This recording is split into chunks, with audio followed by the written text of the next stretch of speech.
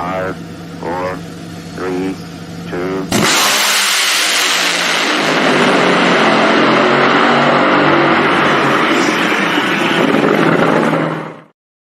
Drag racing fans, what is going on? It is time. And you know what time it is? It's Tuesday night. I hope you're sitting at home, you're relaxed, you're having a good time, because it's time for the Competition Plus Power Hour. Man, after a great Western swing, a lot of racing going on, but it is time to sit back, relax, talk drag racing, talk everything that you want to talk about. So, first things first, comment, subscribe. Let us know where you're at from wherever you're sitting on your couch, on your phone, whatever it may be, and we will talk to you about drag racing. But I'm not alone. I got a guest. I got a friend that's going to be on here with me tonight. And man, did he get talked about last week. But it's all good. I got my brother from another mother, half of the Competition Plus Power Hour tonight, and the new writer in Competition Plus magazine and TV and everything else. You can believe what you read. No other than Darren Jr. Williams. What's up, man? What's up, guys? I'm happy to be on here tonight. Happy to fill in for the Monday Morning Racer Lee Craft here tonight. It's gonna be a lot of fun. We got a special show on tap for the people tonight. It's gonna be a lot of fun. Man, what a slacker. I'm just gonna say that. Lee's out there, wherever he's at in the world, he's out there slacking. He's probably sitting at some Waffle House or something. Let's be real. He's sitting at a Waffle House eating I don't know. If you had to choose, what would you be eating? What's the first thing you'd pick on a Waffle House menu? At the Waffle House, of course, waffles, Yeah. sausage, eggs, grits, hash browns. Got to get everything. Got to get everything with it, man. Got to do it all. Yep. But for you guys that don't know, Darren, Hot Rod ENT, the new Competition Plus. What is your exact title, Darren? So I can get that right, so everyone can know. Assistant editor for Competition Plus. So working side by side with Bobby Bennett, writing articles, doing videography, interviews. I mean, just pretty much doing the whole 9 yards. So pretty much everything Bobby does, I'll be doing, assisting him, being his shadow basically. So it's a lot of fun, and I'm learning a lot. Been learning a lot so far behind Bobby. It's been a good experience so far. Yes, and that is the Competition Plus Power Hour, brought to you by Weldon Pumps. Thank Weldon for their participation and their sponsorship here of this show every Tuesday night. But yeah, Darren, I mean, a lot of racing. I know we have a recap video for you, but we'll save that here for a little bit. So I just want to know, Darren, like when you look at these races and you're writing these articles, first and foremost, like what did you take? I'm gonna say out of just the Seattle race, if you could pick a moment to highlight the most, what would you say it would be? And don't talk about what we're going to talk about later.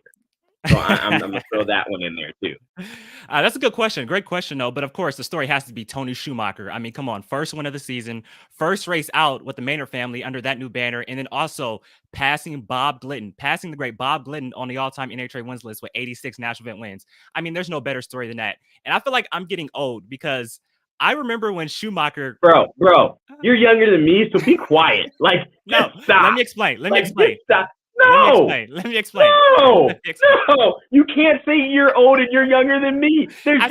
No. I said I'm feeling old. I said I'm feeling old. Okay. I'll let you slide. Let me explain. I remember like it was yesterday when Tony Schumacher passed Joe Amato as the all-time winningest driver in Top Fuel back in 2008 in Charlotte when he passed Joe Amato with 52 national event wins. So, like I said, that was 2008. We're 15 years later. So that's what I'm saying. I feel like I'm feeling old, basically. All right. I'll let you slide with that one, but I'm just saying, like, man, can't be saying that you're old.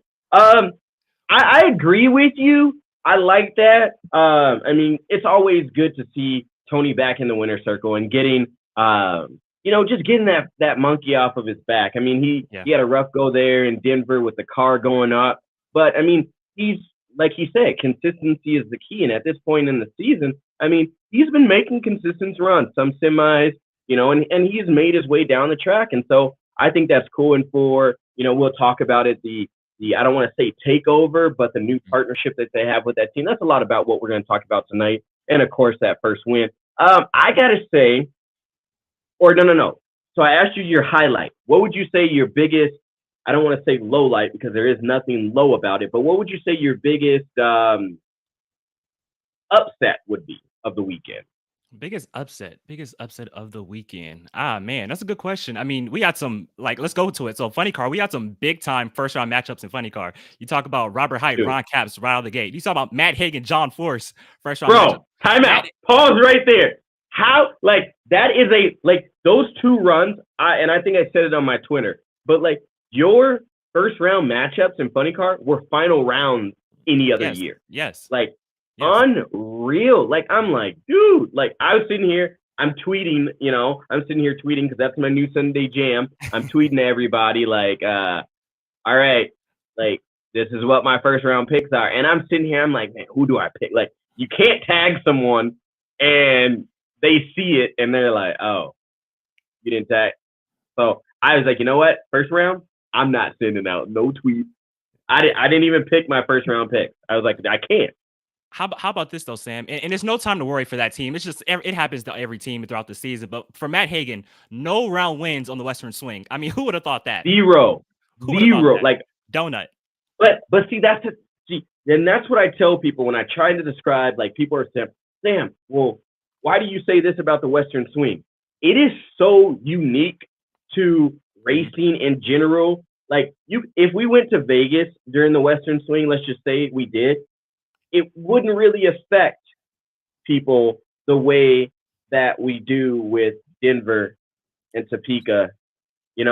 Those two tracks, I mean, not Topeka, I'm sorry, Seattle. Those two tracks alone are, within itself. And then throwing Sonoma in there too, like, the Western Swing has its own aura. It's like drinking wine, it takes a little bit to get used to.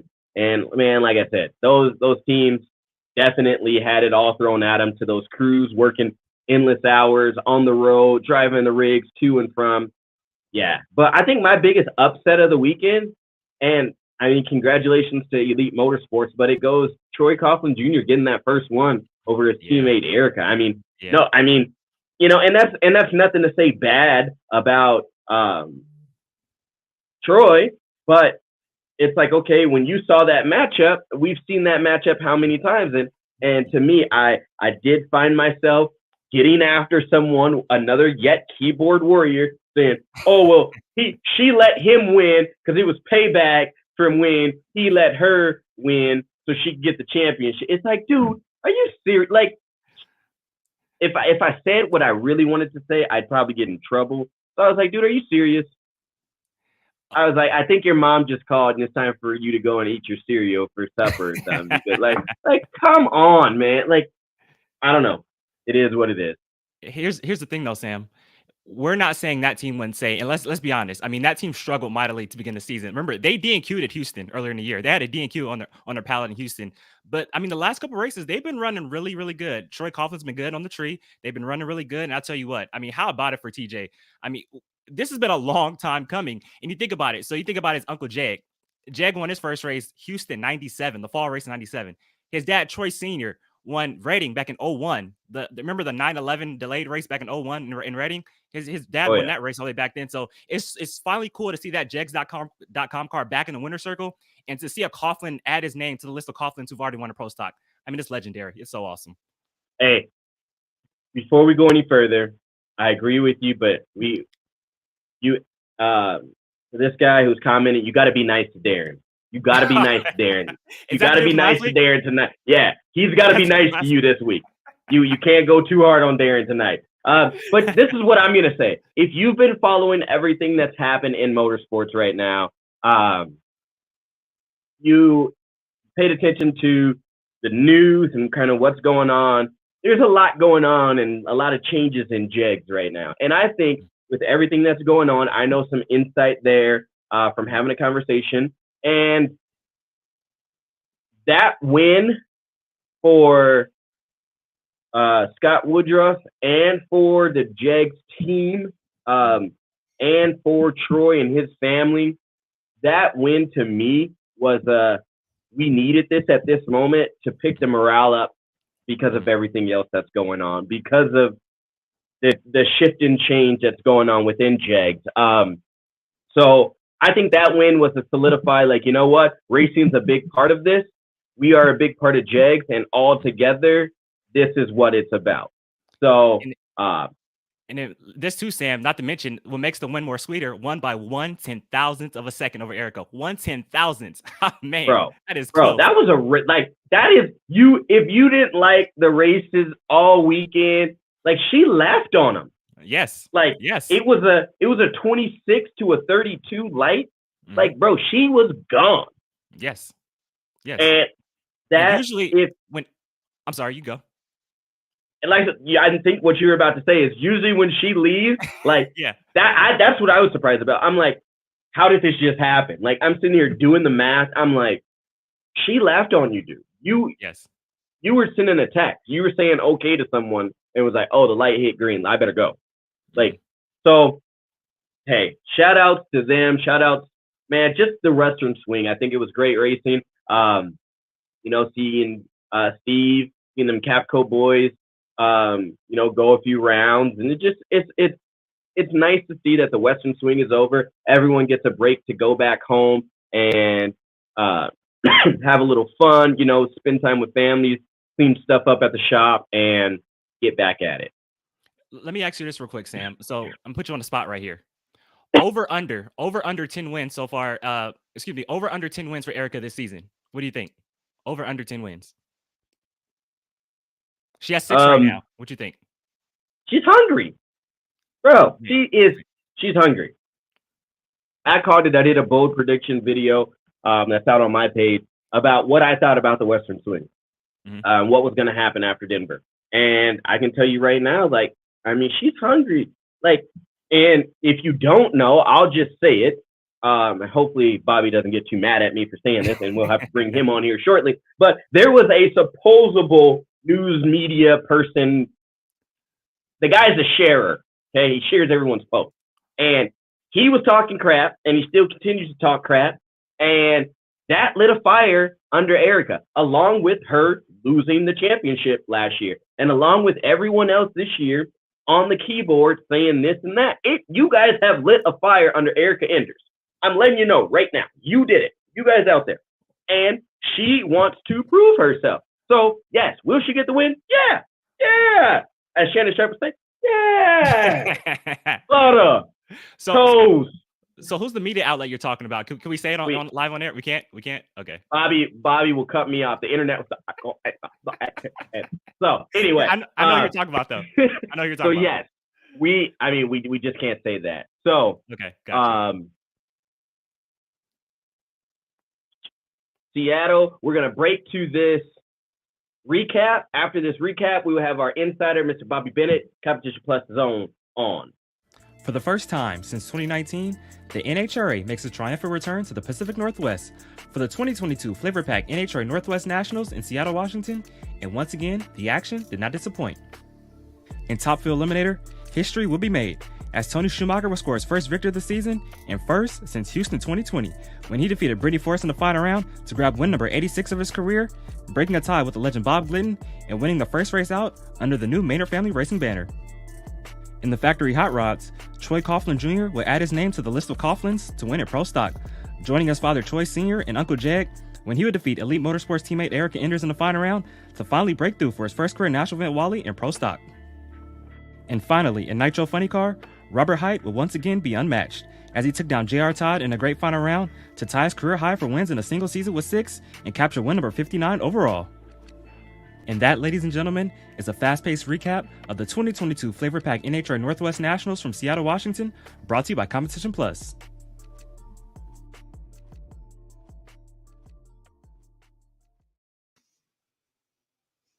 Always great work there, Darren. We appreciate it. And now, man, we got the boss man on, Mr. Bobby Bennett, our pit insider. Sir. Bobby, you heard us yakking it up. What are your thoughts? You give us the good, the juicy, like a good juicy burger. Give us the insight. What a wild weekend this was, and some of it was publicized, some of it wasn't. I think our hearts dropped on Friday when we were watching the NHRA Division 5 Topeka event when Roger Brogdon went through the finish line and the car anyway, my tongue's tied, but can't explain why the car took a sudden and abrupt left into the guardrail. guard wall. And talking to Roger, they believe that something broke on the car because the car just out of nowhere just took a sharp left, putting his beautiful '66 Chevy 2 wagon into the wall. So it's already on its way to Jerry Haas's to investigate and to fix. And what I understand, he's looking for a new car to finish out the season with. He came away sore, but for the most part uninjured. And unfortunately, we lost a drag racer this weekend when Chuck Weck, who is from the Chicagoland area, runs Pro Modified. He too made contact with the wall at Great Lakes Dragaway and unfortunately succumbed to his injuries. So not a easy weekend for our drag racing family, guys.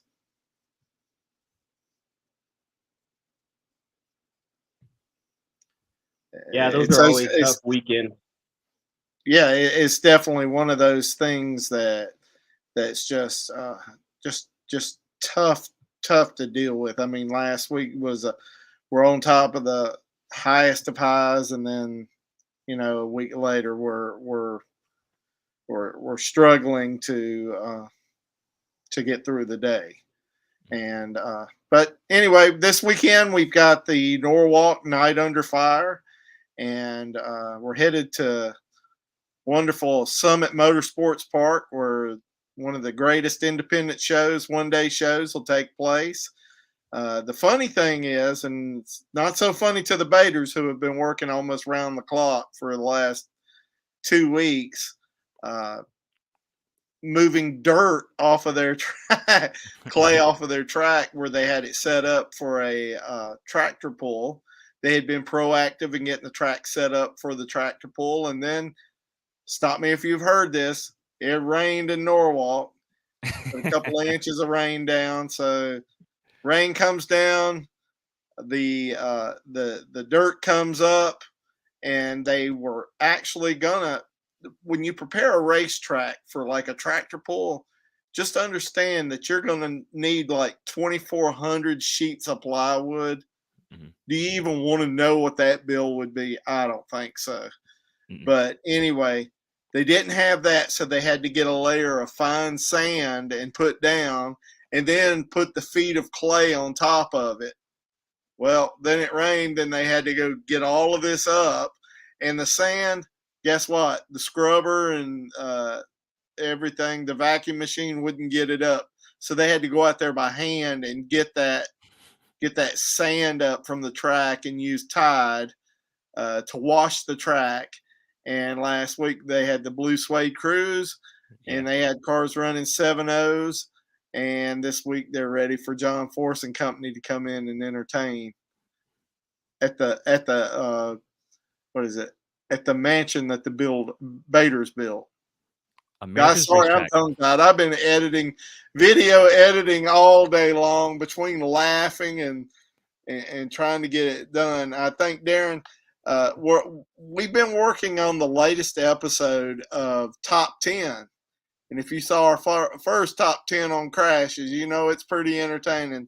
I sent Darren a little clip here if you want to look at what we're working at. It's going to be coming up Friday evening. Friday evening at 8 o'clock p.m. Eastern Standard Time, the next episode of Top 10. You want to go ahead and cue that up, Darren? Yeah, I hit that right now. Let's do it. Newspaper writer up there at that time, we had beaten Ruth several times, and so newspaper writer comes out with a report one day, what beats the king but an ace, and that's where it came from, and it sort of stuck from there. The guy's nickname, is it his nickname that's cooler, or is it his whole kind of persona and presentation? Always with the perfect hair, and of course always with the perfect right and or left hook, and or right cross, and or right overhand, and then of course the white guy fro. The early 80s white guy fro. This is when McCullough came back into the sport. Not only the white guy fro, but also, again, kind of it was a Karamessinas tribute mustache he was rocking at this period in history. And look at the stash. Look at the stash. Look at that stash. Woo! I'll tell you what, he showed Magnum PI how to wear that thing. The Ace? Well, we'll comment, but it's going to be very nice because we love the Ace. He's a very nice guy who we don't want any beef with at all. Because what I've seen, he looks undefeated and scuffy to me. Yeah, he definitely. I mean, when you have a shirt that made up that says "Don't be the victim," you know that, you know. I mean, he definitely took Gordon Minio out. One time he punched Sid Waterman in an elevator. He was a rich woman's lover and a poor woman's dream. That's Ed to Hey, Bobby, I got a question for you. Yeah. So who wore it better? Anthony Ace McCullough with the white guy fro or Kenny Bernstein with the Jerry curl? Who wore it better? I don't know. On which one could beat me the worst, I'll say McCullough. Anthony Ace McCullough. Yeah. I love Yeah. it. So the topic of this next episode is top 10 drag racer nicknames. It's really a top 20, but we threw in honorable mentions along the way. So there's some good ones in there that you just kind of, oh, man. You're just going to have to see it Friday. It's pretty entertaining. And one of the other videos that we uploaded last evening on Dwight Gill, the gentleman who shot the last years of Orange County International Raceway. That's a pretty entertaining, pretty popular video here. If you want to queue up an excerpt from that, go to our YouTube channel and check it out. It's our latest video feature. Got you. Want me to hit that video right now?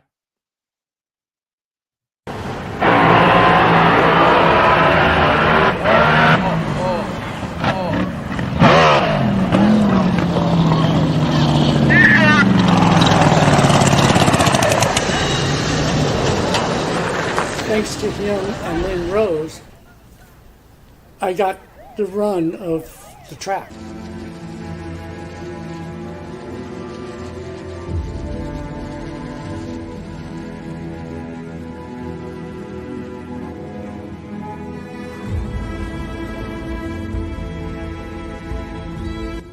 Got a shot, an overhead shot of the funny car and Top Fuel final. It's shaky and jerky and all that because those helicopters, you don't see them the way they move, but when you're in one, they don't just sit still and hover.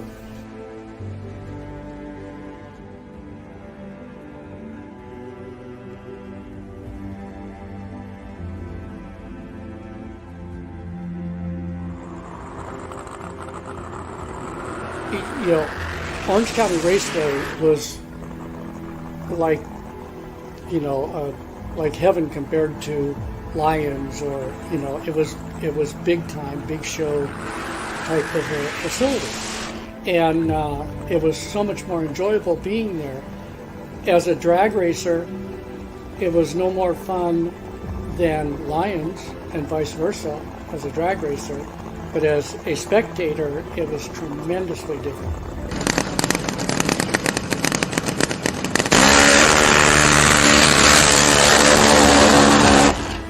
It was like a show place. Wow, it just takes you back to the last years of Orange County International Raceway. And Dwight has a YouTube page with all of these wonderful videos on it. And we actually shot this interview a while back. We were just waiting for the right time to bring it out. But we're cranking out content almost daily for Competition Plus TV.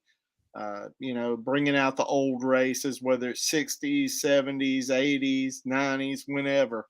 We're bringing out all of that. And you can get lost in there. I mean, you can sit in there and watch content all day long. And basically, it's like drag racing TV. So when I tell you that race fans have never had it so good, let me tell you, when you cry because the broadcast is on 30 minutes late, or you know, I don't know, horses playing jacks, or badminton with monkeys, or whatever, you know, spare me. We used to have to wait till National Dragster came out to see when a race was going to appear on TV. Now you've got YouTube, you've got every race broadcast on same day, so don't have much of an argument. Kind of like those people out there, wanting handouts when there's so many jobs available. You know what I mean? Yeah. Yeah. Sure. Got him started. Got him started. Got him. Hey, Well, real Bobby. quick, Bob- Oh, go Is ahead, this the Darren. point where you kick me off? Yeah, No. yeah, we're getting close. Yeah. Okay. All right. Guys, I got to go back to work anyway. Thank you for having me. I appreciate it, and I appreciate all you do. And thank you for all the race fans that tune in to us every week.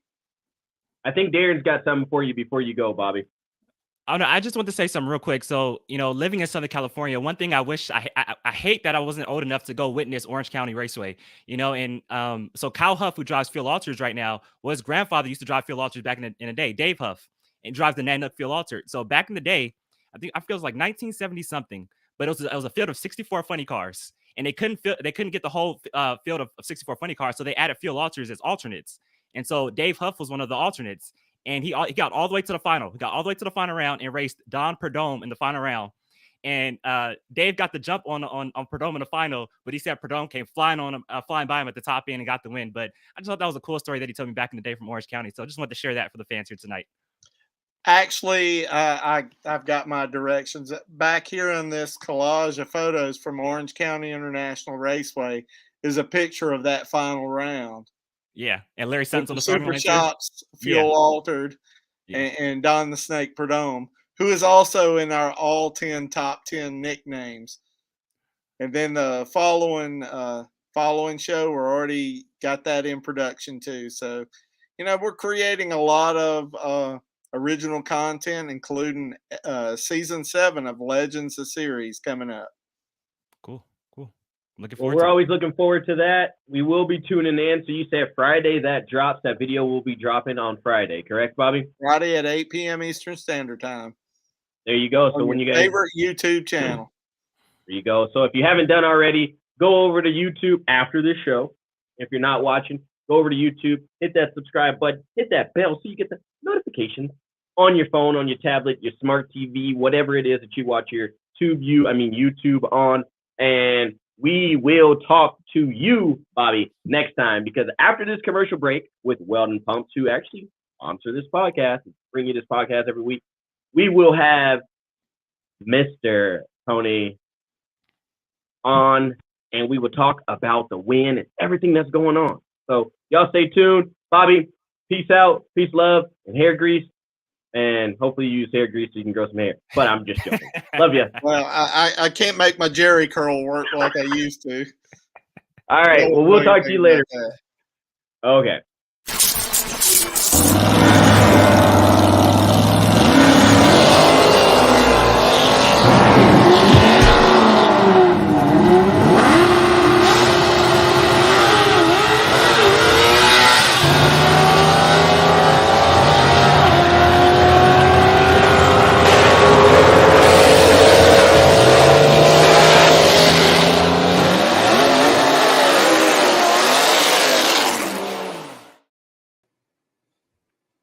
Boom. And just like that, round of applause. Congratulations. Come on, Darren. All right, Schumacher, baby. Schumacher. Just like that, round of applause. Schumacher. Thank you, Darren. Come on. California internet's lagging a little bit out there. What a day, man. What a day. So, I mean, we can hear you. You're in. Good. Yeah. So, awesome. First off, thank you for coming on. Congratulations on the win. 86 on your career. So congratulations to that. Walk us through what Sunday was like for you. Well, we wheel stood a car in Denver, man. It was brand new, just a brand new car. And it was tough. It was right out of the shop, brand new front end on that thing. Go to Denver and break that thing up, have to send it back, get through Sonoma. Didn't have my crew chief in Sonoma. He was sick. Phil Schuler stepped in, did a heck of a job. Those guys, it's amazing what computers could do. Can you imagine the old days where you got to look at kind of graphs and figure out what the other guys were doing? Now, Todd Okahara would be back at Indianapolis, and he'd literally take control of the mouse and move it around, tell him what he wanted to do. And Phil did a great job. We went over, to Seattle, and I was beat down, man. Got beat first round. I can't tell you how many races. Been struggling. Had to make some changes, and just little things, and would get caught up and go out and make some good runs. But still, you run an 83, qualified third. You got Brittany in the 75s, just outstanding. Just a car that's performing. She's driving really like a champion, and kind of as you go into those race days, you go, wow, this is a big uphill battle. I mean, I'm looking at the ladder thinking, man, there's just nothing easy about this. We have not had any luck except bad luck all year long, and we start to just go rounds, and it's nice because the guys on my team, I had 3 guys never won a race, never held a Wally before, young kids, and the excitement in their faces, we were winning rounds was beautiful. Obviously, Joe and Kathy Maynard announcing, and my dad making an announcement that they were buying the team. It was their first race, so you got all this going on in Seattle, and it was a special place. I won that race 4 times, so it's nice when you come into a racetrack where you have had success, you've run well, the ups and downs of that racetrack. We're its best place to be on it. Just miraculous, man. But brutal races every time. I mean, nothing easy about that win. Beautiful trophy. And Tony, I'm a big fan of the Decade of Dominance on YouTube. Just want to say that. So, and in that documentary, you always said you live for the big moments. Like you love those Game 7 type moments. And then just let's go to the final round. I mean, let's be honest. Brittany has been laying out the field the past couple of weeks. How much did you relish, going up against Brittany in that final round, winning that big time moment, and being able to beat Brittany in the final, the Flavor Pack car at the Flavor Pack race? How much did you relish that moment in that final round? It's great. She's a champion, and I respect her. I respect her dad. I respect her family, the way they've driven. Robert Height doing an amazing job this year. You don't go into those races thinking this is going to be an easy one.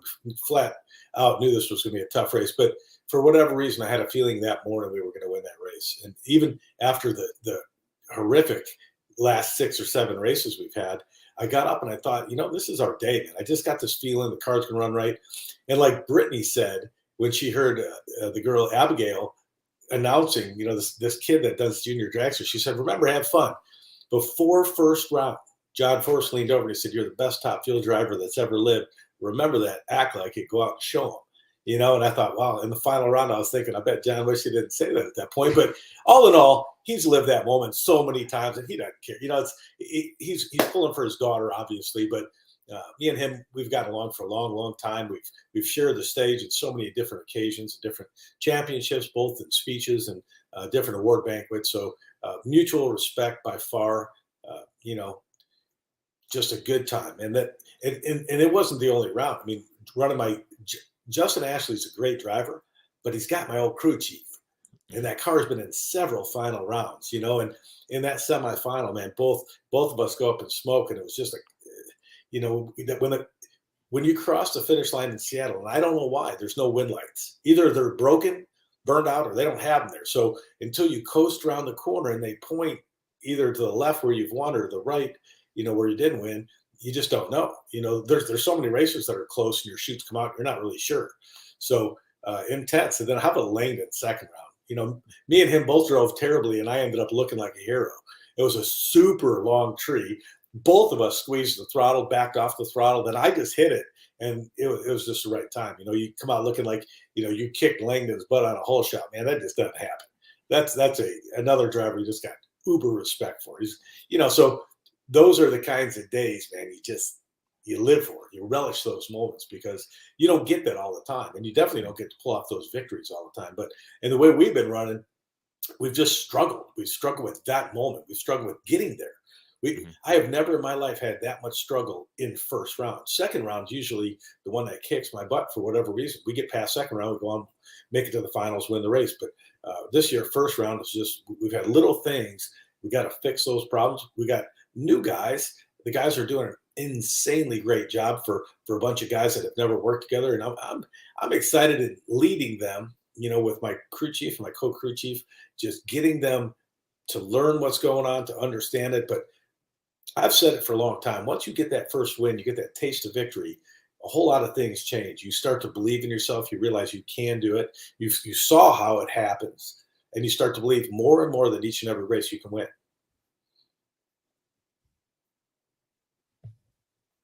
So I remember talking to you, Tony, here in Denver, after the whole Will stand and everything, and we had a little conversation. I said, man, what were you trying to do? And you're like, I don't know. This thing just has a habit of doing it. You had some fans come up. I went back and talked to your wife, and I said, can you talk to him and have a conversation? Like, we need him to settle down. We know he's hungry and ready for that first win. And I just remember before I walked out of your pits, I said, you know what? Today is the day. Have fun. You said, I'm just going to go in, drive the car as I know how, and when it happens, it happens. So when I look at that and watching, Sunday unfold for you, it's like, this is the moment that he's been waiting for. And seeing, your reaction on the top end and seeing, Joe Costello had an interview with you on the top end, and just like you talked about, what is it like for you knowing that you've done this? You've had some time sitting at home and watching, from home, and now you're back and you're able, like you said, to give some of these kids their first time chance of touching a Wally. And for you, remembering now what it's like to have that moment again. So what is that all like for you? And I mean, does it bring back some old memories, or are you like, man, like this makes me hungrier for more? Well, a lot of things happened this weekend. They mentioned so many times that Tony hasn't won since 2020. And it's like, well, I was off last year. You can't win when you're sitting at home. And we won the second of the last race in 2020. So yes, this has been a long 10 or 12 races, whatever it is, but that's not really a dry spell. That's adversity. It's ebbs and flows, man. The new guys have to figure things out. The new crew chief has to learn how you drive, and it takes a little bit of time. But all in all, it was fantastic. What I like, though, is the fight. I like the adversity. I like the struggle, because it makes, and we've said it, we've talked about this, the wins, when they're just super easy, you tend to forget about the struggles. And they're not as pleasing. They're still good. The trophies look beautiful. In the record books, it's going to be always fantastic to have a large number of wins.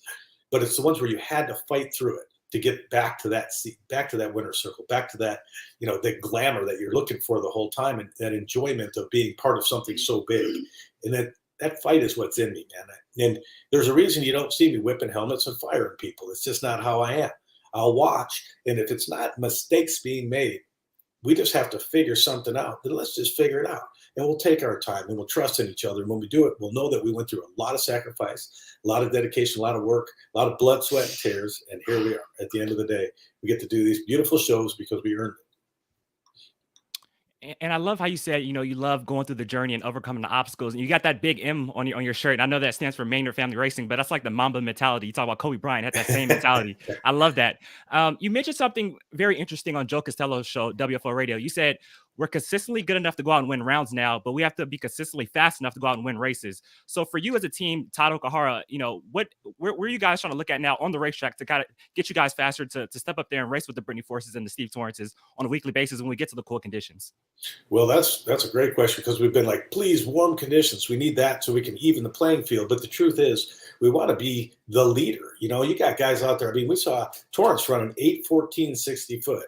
I don't think I could run an 8:16 60 foot or 8:14 60 foot if I was hit by a semi. That is a wicked awesome time. I don't know what they did, but we'll figure it out. We're always developing new parts and pieces, and sometimes you don't have the right ones, or at least them working together. And that's the key, is we'll keep cycling in parts and pieces until we figure it out. We'll test, we'll get it done. The last couple of years, well, I was gone last year, but we haven't tested as much as usual, and nobody has. It's just not been available. Or it's not the easiest thing to get tires. It's not the easiest thing to get fuel. It's not the easiest thing to get parts and pieces. So you kind of sit back, and we need to dive in, because we've been off for a year and we're a few minutes behind. It doesn't mean we're going to stay there. I always said, you hire really smart people and let them do really smart jobs. And me as a driver, I get in there at the end and trust that they did a fantastic job. And you got to keep believing, or this job is just way too difficult. And there's 37 people in Top Fuel this year that got to drive down the track in a fuel car. I'm one of them. I'm blessed that we got to win the race. I'm very blessed that the Maynard family got to buy the team, partner with my dad, and we get to do what we absolutely love to do. And I would rather be out here trying every single day than sitting at home wondering if I'd be going fast. So I'm happy to be back. I think we got great people on board. I think we're going to go out and go real fast. We have fantastic sponsors. Skag Power Equipment, Okuma is fantastic. E3 Spark Plugs. We got everyone trying to help out. Redline Oil, Kaizen Collision. All these people that are just good to me, that believed in me and really said, let's do this again. So I'm going to give back as much as I can. I'm going to be out there doing my job, and we're going to be here for a long time. We're going to be out here for a lot of years. And that's the thing. I didn't know at the beginning. It was like, okay, we'll come out, we'll do a 1-year thing. But now these contracts are getting signed, and we're going to be here for quite some time. For sure. Yeah, Tony, we have some questions coming in. As this is an interactive show, we always like to take a little bit of time and answer people's questions as they write them in. So Eric writes, please ask him how it feels to go 330 mile an hour, and how much faster does the car feel versus 15 years ago? Boy, that's a good question, because I don't think I've been 330 this year. But I think 316 and 320, like our cars, we're not getting to the end. We're just dropping cylinders before that. It's something we're working on. But the 330, the amount of fuel we burn compared to what we used to burn, the acceleration, the early numbers really are impressive. The G level, out here, I think it was the first time I really saw good clutch lock up. And when it is accelerating and that clutch locks up and that thing just starts to pull and the G's climb real high, it's a beautiful ride. Years ago, they were slower. They kind of slid out of the gate. Even though they were extremely fast, they're just violent now. They're a beautiful machine to leave the start line. That's my favorite part of the whole thing, is when you hit that gas on that first thing. Even in Denver, when that thing was wheel standing, Denver's a unique track because the air is not there to hold the wings as well as usual. There's not as much power to mow through the clutch, so it's trying to grab clutch, and I can feel each lever coming in. You can't lift when it's up on the wheelie bar because it's going to grab clutch. It might try to lift higher. So a lot of things going through your mind, but that acceleration part, and then when you lift, it floats a couple hundred feet in the air before it decides if it wants to go up or down. So these cars, I wish everyone, and I know the cameras at Fox are way better than the stuff we used to have. Everyone's getting better views inside, outside, front, back, top, bottom. I wish everyone could make 1 or 2 runs in these cars. The first run you probably wouldn't like. The first run you hit the gas and you think the sky fell on you.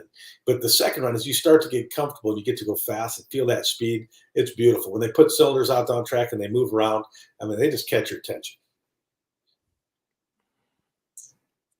And so, Tony, I want to ask you too, so obviously, like you mentioned earlier about Todd Okahara, not being around in Sonoma, getting sick and stuff like that. Have you guys, tried to convince Phil Schuler to kind of hop on board for a little bit more this season and help you guys out the end of the year? Because, first race out, you guys go out and win the race. I'm sure it'll be great to have him help you out for the rest of the year, I'm sure.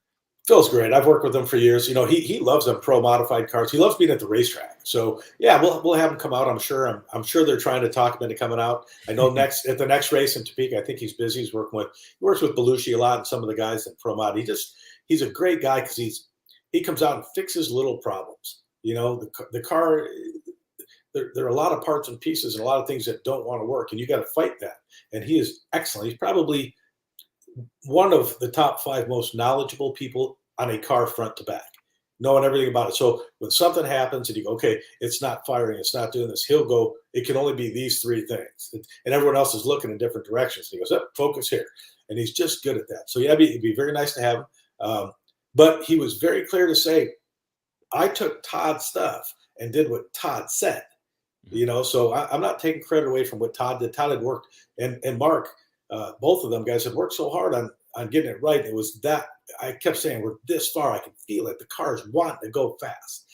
So, watching that cursor move and watching, Todd and them guys work together, it was pretty cool, man. But yeah, I'm sure when a crew chief has another one come in and help, and he goes, those are great eyes. He did what he had to do to get us to run quicker and better in that situation. And sometimes when you're stuck looking at the same thing all day long, you lose sight of the forest through the trees, right? And so, he did a good job, man. I'm proud of Phil. Talked to him this morning, and obviously we'd like to have him come out and help us at some of these races and fine tune this machine. But if he can't be there, he'll definitely work with those guys who worked together for so many years that we'll always have the help from him.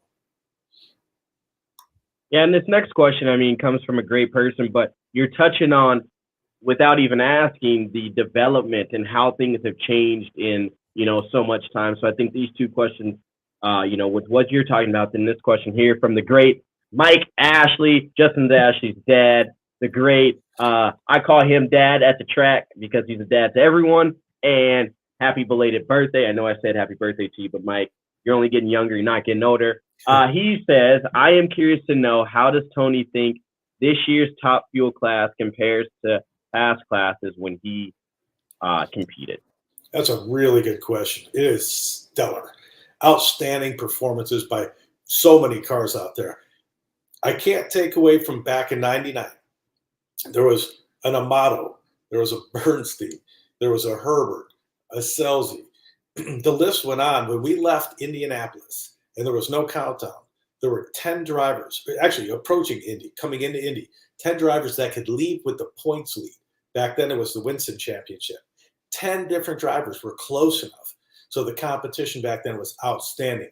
But for several years, there were just a few cars, and I understand that this year here, you look at the ladder and you think, anybody can win this thing. It's just so the fans are getting a great show. The young drivers like Proc and Ashley, awesome guys. And then you got a bunch of guys in the middle that have been doing it a long time. You got some old timers like me, been out there forever, me and Coletta, and it's just a good series of people. And it's a good group. And I think different kinds of people were out there just enjoying the race. The battles are epic. You never really know who's going to pull it off. You got diversity. You got Lee out there doing a great job. You got guys like Tony Stewart stepping in, buying teams out from NASCAR. What more could you ask for? Our stands, a little bit light in Seattle, but Sonoma was phenomenal. Denver was packed solid. So I think our crowds are really good, and I think they're showing up for one reason. They don't know who's going to win. If it's the same guy every time, all the time, that crowd gets a little light. No one wants to spend that $60 to come out to see what they already know is going to happen. So great job out there for all the young guys coming up. We appreciate it, man. Glad that you got sponsors on the car. Glad your teams are working good. Glad your kids are driving so well, because, it makes us sit up in the seat. That's old time. We got to remember how to do this. All right, so Tony, I know we're supposed to keep more for the president on this show. I thought I gotta bring it up. So obviously, 99 was crazy. It was the year of winner's curse. So everybody who won a race will go out first round the next race. And obviously, we know you went on to win Dallas in that year when I won championship, your first championship. But I gotta ask you, I'm gonna ask you this because I have you on the show here. So we talk about the rivalry between you and Larry Dixon from the early 2000s. Before that, it was you and Gary Selzy.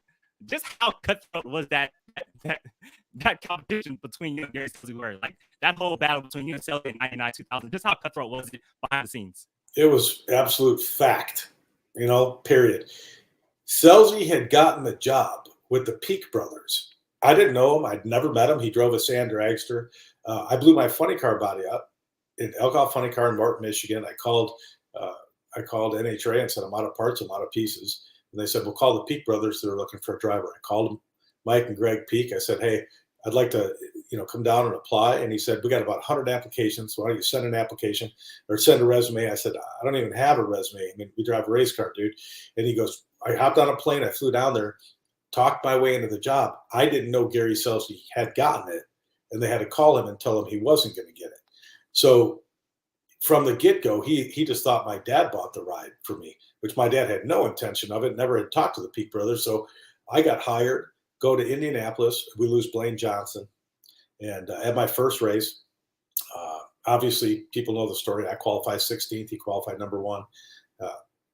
They hire Gary Selzy, and he goes on to win several championships. And he was ruthless. He was a phenomenal driver. He had guts. He could drive, and he was a champion. So when I came in there, he just thought, who's this kid? And we battled, man. I definitely, when it comes to me and him, we both will say kind of our minds, and it just led to some real stuff. You can't fake a rivalry. Me and Dixon, we had a really good one. Obviously, mutual respect. Me and Coletta will always have mutual respect. We beat each other down hardcore. Hundreds of times we've raced, and we're split mostly 50-50. That is just abuse on both of our sides. Dixon, same thing. We monster runs. But you got Antron. I made 1 million runs against him too, and he's beat me more than I beat him by far. So those things are the same. Selzy was good, and he had my number for a long time until we started gaining. We didn't fly over that wall in Memphis. There's a good chance we win that championship. They put me out for a couple of races, and we were running as good, if not better, than they were each and every run, including that run. If you go back, watch that tape, I was pulling away when that wing fell off. So it made a good battle. And I think coming back after that crash really made him back off a little and say, wow, okay, a lot of people talk about being drivers, but you fly over a wall at 330 miles an hour, get back in the car. You truly have to love the sport. There's a lot of desk jobs out there that are, like you were saying earlier, there's all kinds of jobs that are open, right? At the end of the day, I wanted to be in that car. And once people really, truly realize that I'm not about, I'm not a quitter. I'm about building a team, and I'm about loyalty to this sport. I think it paid off. I'd call him right now. He'd pick up the phone. He'd probably hang up, might say something mean, but at least he'd pick up. A lot of people wouldn't. I love it. All right, and so ask this question here. Another question right here. If you could race any top fuel racer that no longer races anymore, who would it be and why? Big Daddy Don Garlits. The why, he first of all, he thinks I'm an alien. He does. He stood behind me when we were tied in Indy, and he cheered for me. He's a legend. He's the best there's ever been. In everything about drag racing is about, is owed to guys like him and my dad, just a lot of people, but he was just the man, but I'll tell you my alien story, because literally, his cars always said God is love. But people asked him, they said, if you were going to hire someone to drive Top Fuel, who would it be? He said, Schumacher. And they go, well, why? He goes, because you ever looked in his eyes? He's got to be one of them. And it's just hilarious. It cracked me up, because I'm like, I got two different color eyes, man. I don't think I'm one of them. I think I'm just a normal dude. But it's a great respect he's had. He's just the man. The reason we all drive cars that are safe, the reason we can break them in half and they don't take our feet with them, is because of that guy. So love to have the honor to race him. It'd be a double-edged sword, though, because if I win, they just say, well, that's not fair, he's older. And if he beats me, they're just going to say, man, he kicked your butt, you stink. So I don't know, but I'd like to do it. I'd enjoy the moment. I'd even do it in an electric car. I'd love to do it. Because he's got. I'll hop in one of them things. I'll do it. No, I'm not into electric cars. No. I'm Here we not go. into electric cars. No. Bobby, if that's what he's got, I'll do the challenge. Come on. All right. Okay. We all know that electricity is made from fuel, so it doesn't matter, right? Before we start the electric talk, Lee chimed in finally. Lee is getting ready for Funny Car Chaos. So Lee, safe travels to you. Nebraska, hopefully there's no corn. But hey, Lee, do some deer scouting while you're out there, because my brother's football team plays in Nebraska, and I need to shoot a big deer this year. So if you see a big one, send me a pin so I know where it's at, so I can try and find it. But before we get into the whole electric car talk, because I don't know if you've seen the show, we kind of dabble in that. Now that Darren's in here, we can see how he feels. But talk about, I don't want to say transfer, but the joint team, everything that's going on with your new owners, how happy they were. I mean, because this all came together, and then boom, you get this win. So everyone's got questions about it. Everyone's saying, is this a way to leave the sport, or here and there, what's really going on? So we all know that firsthand what's going on inside those Zoom calls or those different talks, wherever it may be, over dinner or notes on a napkin, as Wes Buck would say. So talk about that, because I think a lot of people still have questions, and I think for you to say what it is and get everything clear would be a great opportunity. So we'll zoom in on you and let you have the floor to talk about that. Yeah, for sure. I think at the beginning, when I met Joe and Kathy Maynard, I actually met them in Vegas last year, and they were sponsoring Leah's car. And when they had the opportunity to say, okay, we're going to put some money into your car, get you back out there, we had to fill some races. They made it pretty clear. I think they had already talked to my dad and said, ultimately, we'd like to be the owners, at least at some level, partners, and so they had been working on it for a while. And I think conversation grew and grew and grew. And I thought it was exciting, mostly because we weren't even running that great, and maybe that's what started it. They said, now's a great time. Let's jump in here.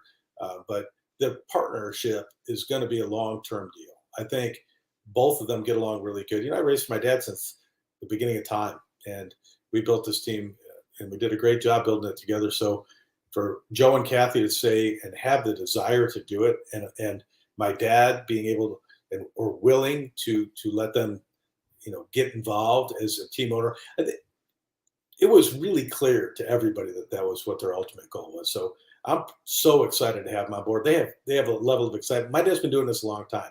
We have watched my dad stand in his red shirt in between, 8 cars back to back to back to back, and cheer on everyone. So the new excitement's pretty good. And I don't know, it wasn't a loss of excitement. It was a gain of excitement from the Maynards. And I think they just were real clear that if you want us to continue on, we need to be partners in this car. And I'm glad that my dad allowed them to do it, because the excitement I haven't seen in a long time like that. And Tony, you mentioned your dad. Remember back in the day when your dad would wear like 10 shirts all at once and he'll just rip them off. Batman, Spider-Man. Yeah, it's like, wow, what are you doing? I would go like, wait, he's standing right there. I didn't even see him change. I just love that. That was like the Harlem Globetrotters intro when your dad used to sit there. It's like, all right, I'm ready to go. How did he know, like, which order to put the different shorts? The shirts in. I have no idea. Like I said, man, I'd look up and he'd be in something new. I'd be like, what? It was awesome. I'm back there strapped in a car, and he just next shirt. And my Uncle Ron was pretty good too. My Uncle Ron O'Donnell, so he drove the damn Yankee, and he's not truly my uncle, but he's one of them guys that, more uncle than most uncles really are, my dad's best friend type thing. And he'd have the same thing. He'd stand there and he'd pop a shirt on. I go, where did those two guys in a phone booth? What are they doing here? Pop up in a new shirt. But that's what team guys do. He had a lot of teams. He did, such a great job of building something so big. And, he still wants to have cars and do some more stuff. So it'll be nice to see how this all pans out, because it was like they were talking and then it was done. And I was like, what? Okay. To me, so long as my dad's still there and Maynard got what he wanted, everyone was happy. I was like, I'm happy as could be about the whole thing. We need people to get into the sport that are excited. We've seen my dad do some miraculous things, right? He's built teams that are so big. All of a sudden they branch out, right? He owns them all. And Antron's got a team. Tony Stewart's got a team with Hagan and Leah, and he is. And I know we take a beating. I read the posts. People are like, oh, mega teams. But he's done a great job making the sport have players. They all own their own stuff now. And, I think it hurt him a little bit when some of the teams left, because I think he felt, I gave you a lot of stuff. But looking back, they still buy from him. It's still his parts he's making. And I said, maybe this is a good thing. Let them go out and expand. Maybe some of these people have 2-3 car teams, and all of a sudden our sport has 25 cars showing up, like what we really need. Fans need to get the show. We are first and foremost entertainers. Our first job is to make sure that someone pays good money to a race, walks away feeling like they still owe more, that we did our job and they're pleased. And it's hard to do that with short fields. So we need to get those cars out there. People like my dad, John Force, Coletta, bringing all them cars out there, I think it helps a lot. I understand that, there can be that, persona that, cars can take dives and this and that. But look, man, we've raced up and up for a long time, man. I've lost more to my own team than I have to most other teams. My own people have kicked my butt. Same pieces. We just battle it out. Yeah, I was saying that the other day when the news, all broke of everything. I'm like, man, like I think of my fondest memory of like your dad and seeing him to this day, like top end. At the starting line of a racetrack, dress shoes, black slacks, red shirt, cigar, like, and it's like, and that's his happy place. Like most guys want to be on a boat fishing on a Saturday or Sunday. Nope, he's as far back to the tower as he possibly can, or off to the side with his cigar, red shirt, slacks. And you turn around and you're like, all right, like racing is okay to happen when that happens. And, no matter what people say, and I get goosebumps, another West Buck thing right there. I don't know why I did that, but I get goosebumps thinking about it. But if tomorrow your dad decided, you know what, I'm done. I'm done with racing. He's giving back, for me, from what I've seen, to racing 13, 14, up to 20 times over. I mean, from, like you said, the team and caring for, these different drivers that drove under his name, like he was, they were his family. It wasn't just you. It was Antron and Ron and everyone else, and he cared for him like his family and everyone at the racetrack. I never forget the first time I walked up to him just to shake his hand, and he goes, "Hey, buddy, I've seen you out here for a while. What are you doing?" And I'm like, "How do you know me? Like, I'm a rock off of someone's tire, and like you've seen me." But it was just that welcoming, to like one of the greats has just acknowledged me and like opened the doors to drag racing and said, "Hey, man, welcome to, this world." So for me, to you guys and your whole race program and family, I just want to say thank you to what your family has given back to us, because I mean, look at what you guys have done over, how many years, and he's having fun, and he's a businessman and has made smart decisions in his life. And this is one of those things where he says, "You know what? I've helped out these teams.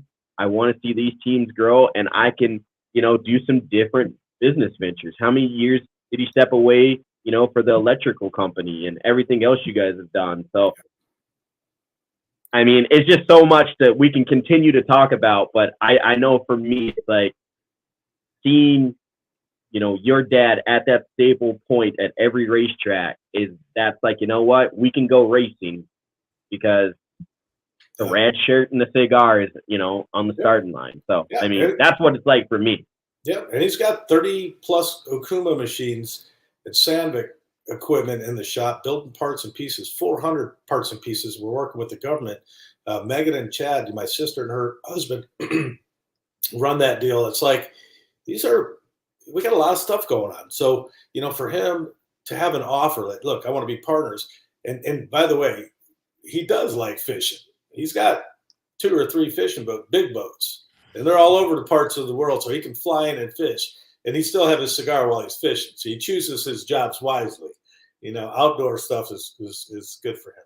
But, we got a kick butt family. Our business ventures off into different things. And, I wasn't sitting in those meetings, but I'm real happy it worked out the way it worked out. He's still there. He's still a partner. There's never a time that Joe and Kathy Maynard won't be able to call him and say, "I need advice." He'll be out at, I don't know if he'll be at Topeka, he'll be at Brainerd probably. He comes to the races, probably no less than he used to. He just won't have that burden. There's just, that's a lot of time. It's a lot of time and it's a lot of energy to put into something. He's done an amazing job building it, amazing job giving back to what our sport is. And I think whether you're a Force fan, Coletta fan, it doesn't really matter. You got to have the respect for those big guys that have done things that have helped the sport so much, right?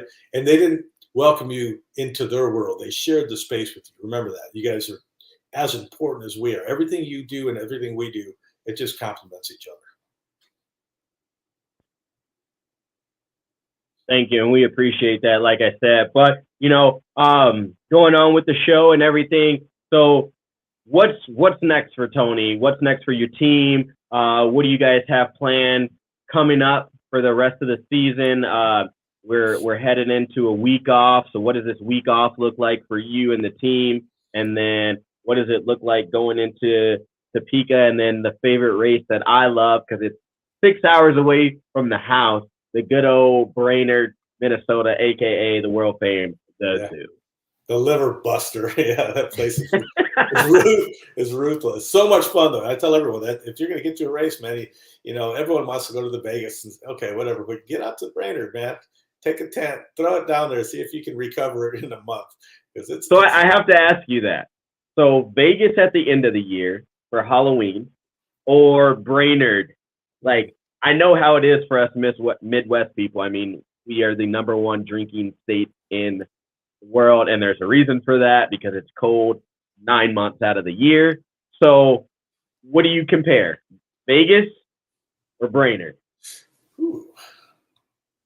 Well, I've won Vegas more, but man, I've had some pretty good times at Brainerd, and I am from the Midwest. It's a special place, and we ran 337 miles an hour there. I'm looking forward to getting to that one. I'm really looking forward to that. End of the year, Vegas. I like Vegas for one reason. You're down to the end. You know, we struggled and we weren't even in the top 10, right? Right now, I'm 10 points out. We went from 100 points out to 10 points out in a race. This can happen.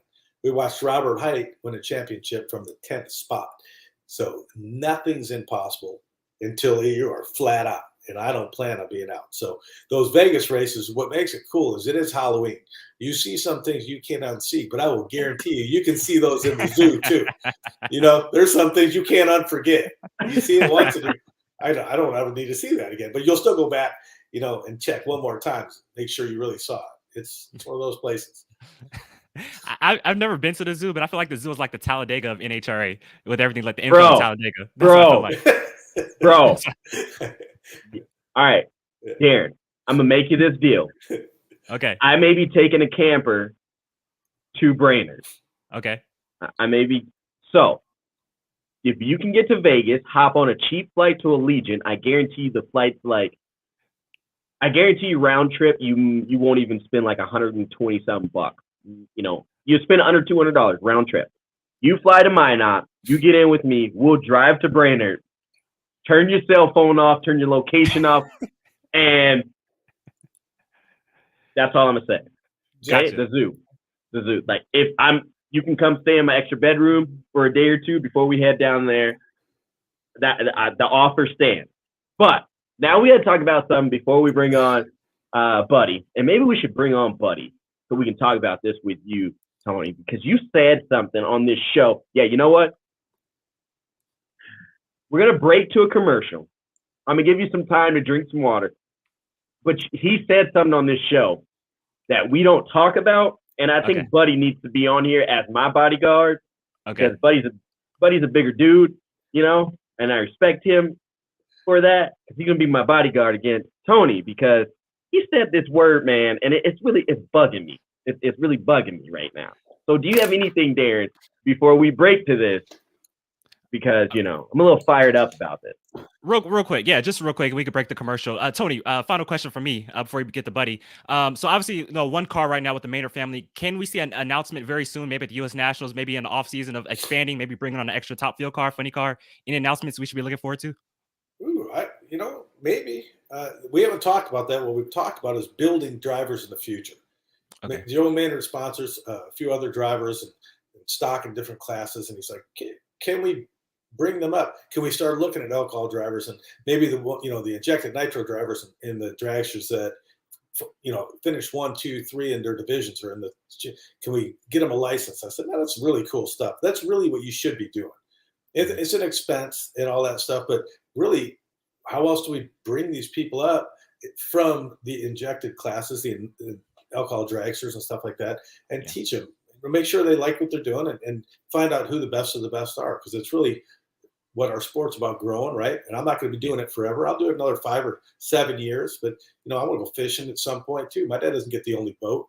Heck, I want to go out there and catch some of that. He's still trying to catch that 1,000-pound marlin. My luck, I'll go out there in 3 casts. I'll have that thing just piss him off, you know. So I got other stuff at some point. I just came off a 2-year sabbatical. It ain't going to be for a while, but so that I think is more. I don't think our goal is to hit another car right away and bring it out. And we need to get our stuff running right first, you know, and stuff like that. You asked something earlier. I know we're in a hurry, but next weekend, 3 weeks in a row. Next weekend, we go down to Skag Power Equipment, Mayville, Wisconsin, for a picnic.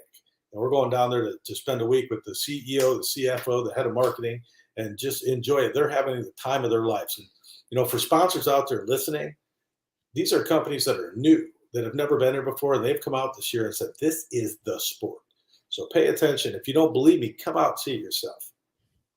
Sure. And the future looks bright in drag racing. And if you need some lights to brighten up your car or your hot rod or whatever it may be, this is who you need to tune in to. Class car owners, make your headlights over twice as bright with Holley Retro Bright LED headlights. A plug-in replacement for those dim halogen seal beams, Retro Bright maintains that classic look and lasts 6 times longer. Stay safe and click the link below to learn more.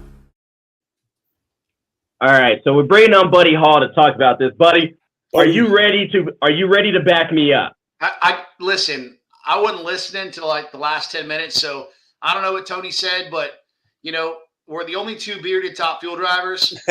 So I don't know, man. I'm gonna play the middle. If you guys get in a fight, I'm just gonna break it up. I know what he's talking about. I know what he's talking about.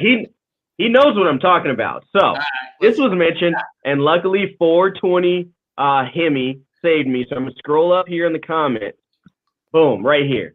No E word on this show. Period. We've discussed this for a while. Tony, man, how could you bring up electric cars, man? Come on. Electric cars. But you said, who do you want to race? And I know that Big Daddy Don Garlis ain't getting in a fuel car. So he's only got that choice, right? And if I said, if you all want to see a good match race, we'll have some fun doing it, though. He'll smoke me. And I'm thinking he's been testing that stuff and having fun. But you know me, all three of my kids have Teslas, and I can't stand it. It's my pet peeve.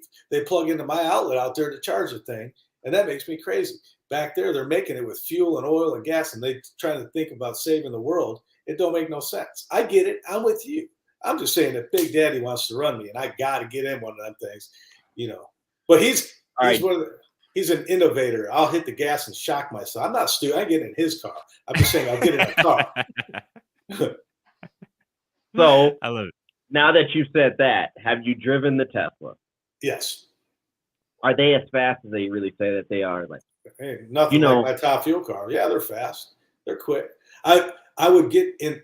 I have a BMW M3, nice exhaust on it. I'd rather get in that and go this much slower and hear an engine any day of the year than hit the gas and feel like I'm in a fast golf cart. I mean, they are quick, but there's no sound, there's no feeling. So in a race car, it's all driven off computers, right? So if the race car went straight, what would the point be? Anyone can drive a car if it goes straight. You know, it's about the struggle, man. It's about it not going straight. It's the fear of what it might do. You know, now getting home from somewhere after dinner, push the button, the thing drives you home. Yeah, cool. I like driving. I'm a driver. I want to get in the car and I want to feel that thing. I want to hear it shift. I want to hear the RPMs. I want to feel the power. I want to feel every single one of those pops. Pop, pop, pop. I do not want to hit an electric car. That being said, and I also want to say that for those of you who think that your electric car is running off electric and better for the environment, that's the dumbest thing I ever heard. It's still made from fuel. It's still charged from some diesel generator. It makes me crazy when I watch those videos. Or a big old diesel truck pulling 3 Teslas down the road. You just start laughing and go, okay, yeah, we're saving the world, man, saving the world. What do you think about that, buddy? I agree. I mean, you know, I think that they're not the solution. I think it's an option, and I think that some people are giving them just for the novelty. You know, I have friends that have high-performance street cars that own a Plaid, and I've driven it, and that thing is fast. Like, Tony, I don't know if you've driven a Plaid before, but it's a real deal. For sure. I mean, they're awesome. So, I'm obviously not a fan of electric. Part of one of my businesses, we install solar systems for people's houses. So I'm pretty in tune with, power and how it's generated and how it's made and the stress that the electric cars are putting on our power grid that was developed in our country, 80 years ago. And I can tell you that they're not good. They're not good for our power grid. I think Tesla's even at a point now where they're hiring people at certain charge centers to maintain them, to allow people to only use them for a certain amount of time and only have a certain amount of stations being used, because it's putting such a strain on the grid in areas. It's knocking people's power out. So it's not the solution. It's an option, but it's not a solution. And God bless Big Daddy. Yes, sir. I'm his age. I want to be doing something just half that cool. Yeah. I still want to be walking. How about that? Let's pray I can walk. How about that? Yes, we appreciate it. And that's that's what's fun about a show like this. We can get 2 drivers together and they can yak it up and give their personal opinion. But for you, buddy, having someone like Tony here on the show and, being in the sport for as long as he's been, what does that mean for you to be, in a class with someone like him? All right. So, Tony, you don't know this, and I'm going to share it with the world right now. So, Tony, your first clutch guy was Skip Pym. Remember Skip? I do. All right. Skip and my dad are very close friends. Skip's son just spent the last 5 days here with me in Dallas because we're moving him down here. Isn't that cool? We just saw him at a race not that long ago. That's what he said. That's what he said. Yeah. And, when you were in the driving the alcohol funny car, your crew chief, Jim Paracchio, I know you remember him. Oh, yeah. At that time, my dad and a few of his friends had an alcohol funny car, and it wasn't much of a car. I mean, we had it there, we showed up, but it wasn't much. And, you guys would often run ADRL, and that's all we could afford to run. And I know you don't remember this. Well, maybe you do. Maybe you could think about it. But I was a little kid, real little, 11, 12, 13.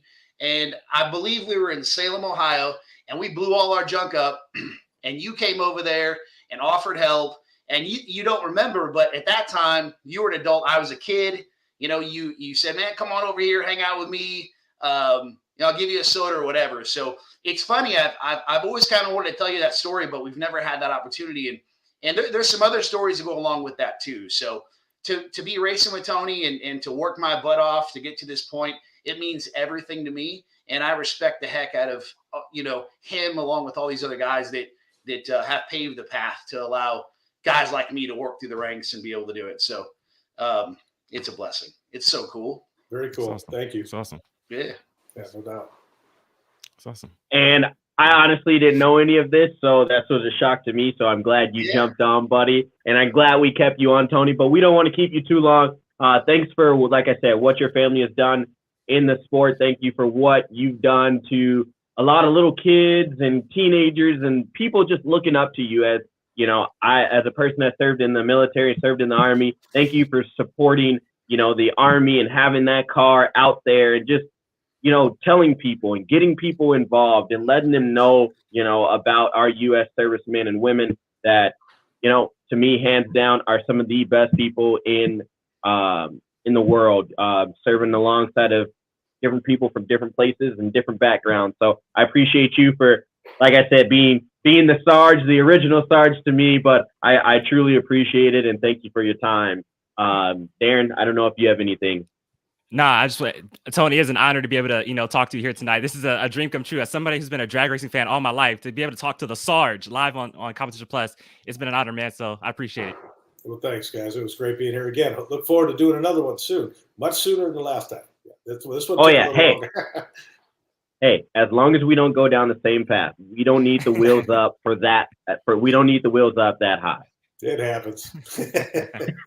All right, Tony, you have a great night, and thank you for coming on the Power Hour. Thanks, Tony. Peace. Buddy.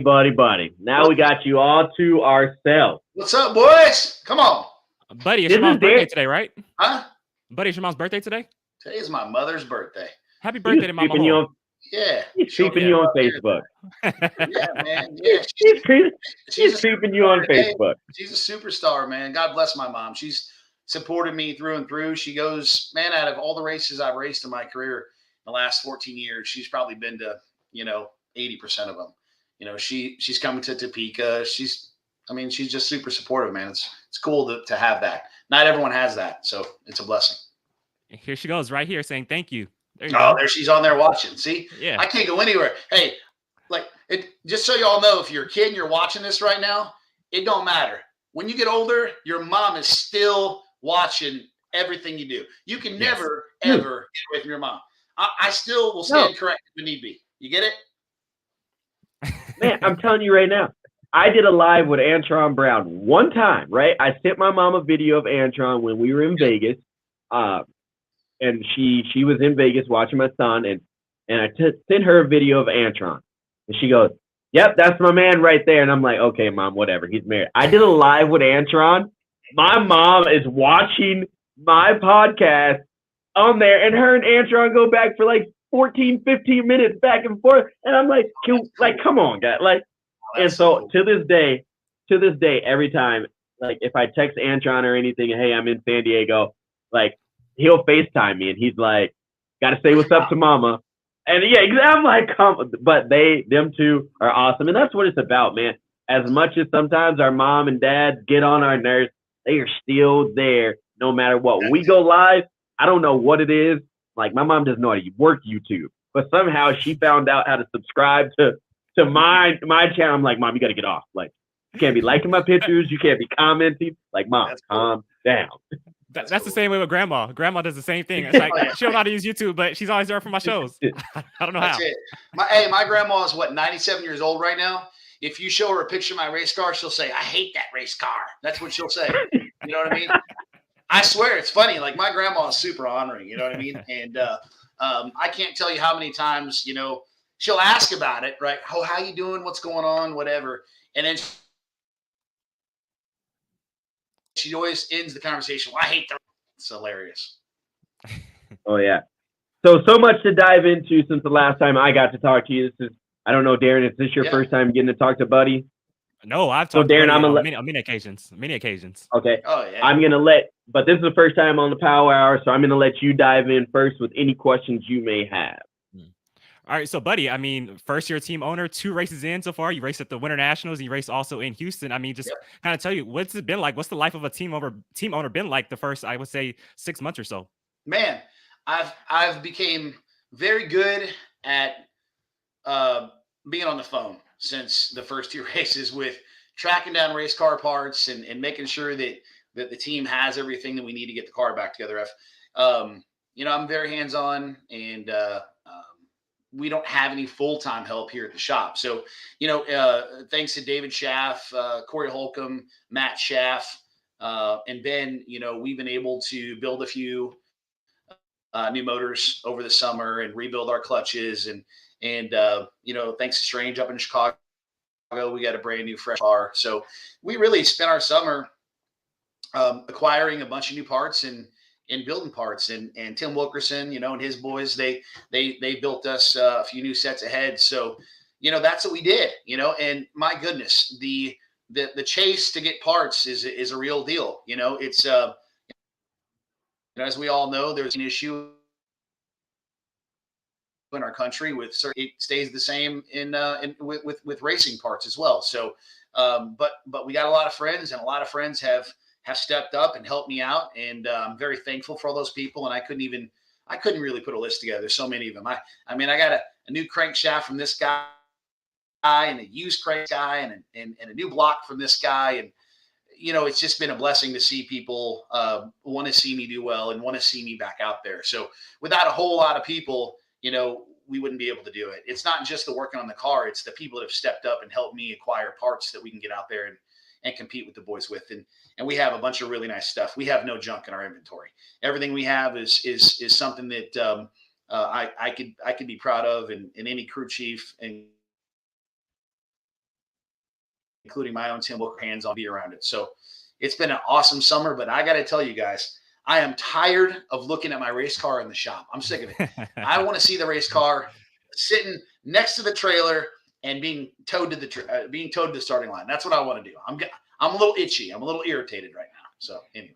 Hey, Buddy, wait, Yeah. hold on. Are you talking about Corey Holcomb, the comedian? No. I was like, they spell the names differently. So my Corey Holcomb leaves out the E, right? But they have the exact same spelling otherwise. But I like Corey Holcomb, the comedian, too. He's a funny guy.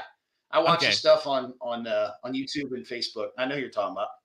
Okay, gotcha. Different Corey, though. All right. So you said you're sick of seeing the race car sitting in the shop.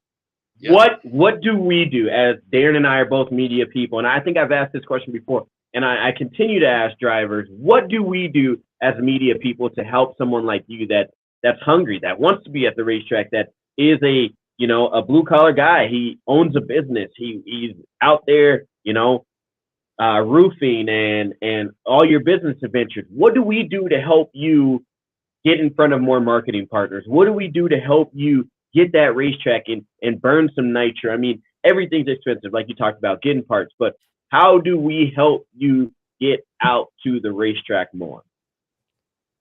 Well, first of all, 2 things with that question. I appreciate you asking the question, because it shows me and everybody on that's going to watch this that y'all care about people that are trying to quote unquote in the ranks of professional drag racing. So I appreciate that first and foremost. Secondly, I really think the key is for those of us who are part-time, and there's a lot of us, that somehow, some way we find ways to keep us in the mix through the media. And, you know, of course, you know, we're decent. We try to do our best with social media, but to get, you know, Competition Plus and y'all are great, and get as many other people involved as we can, keeping our names out there.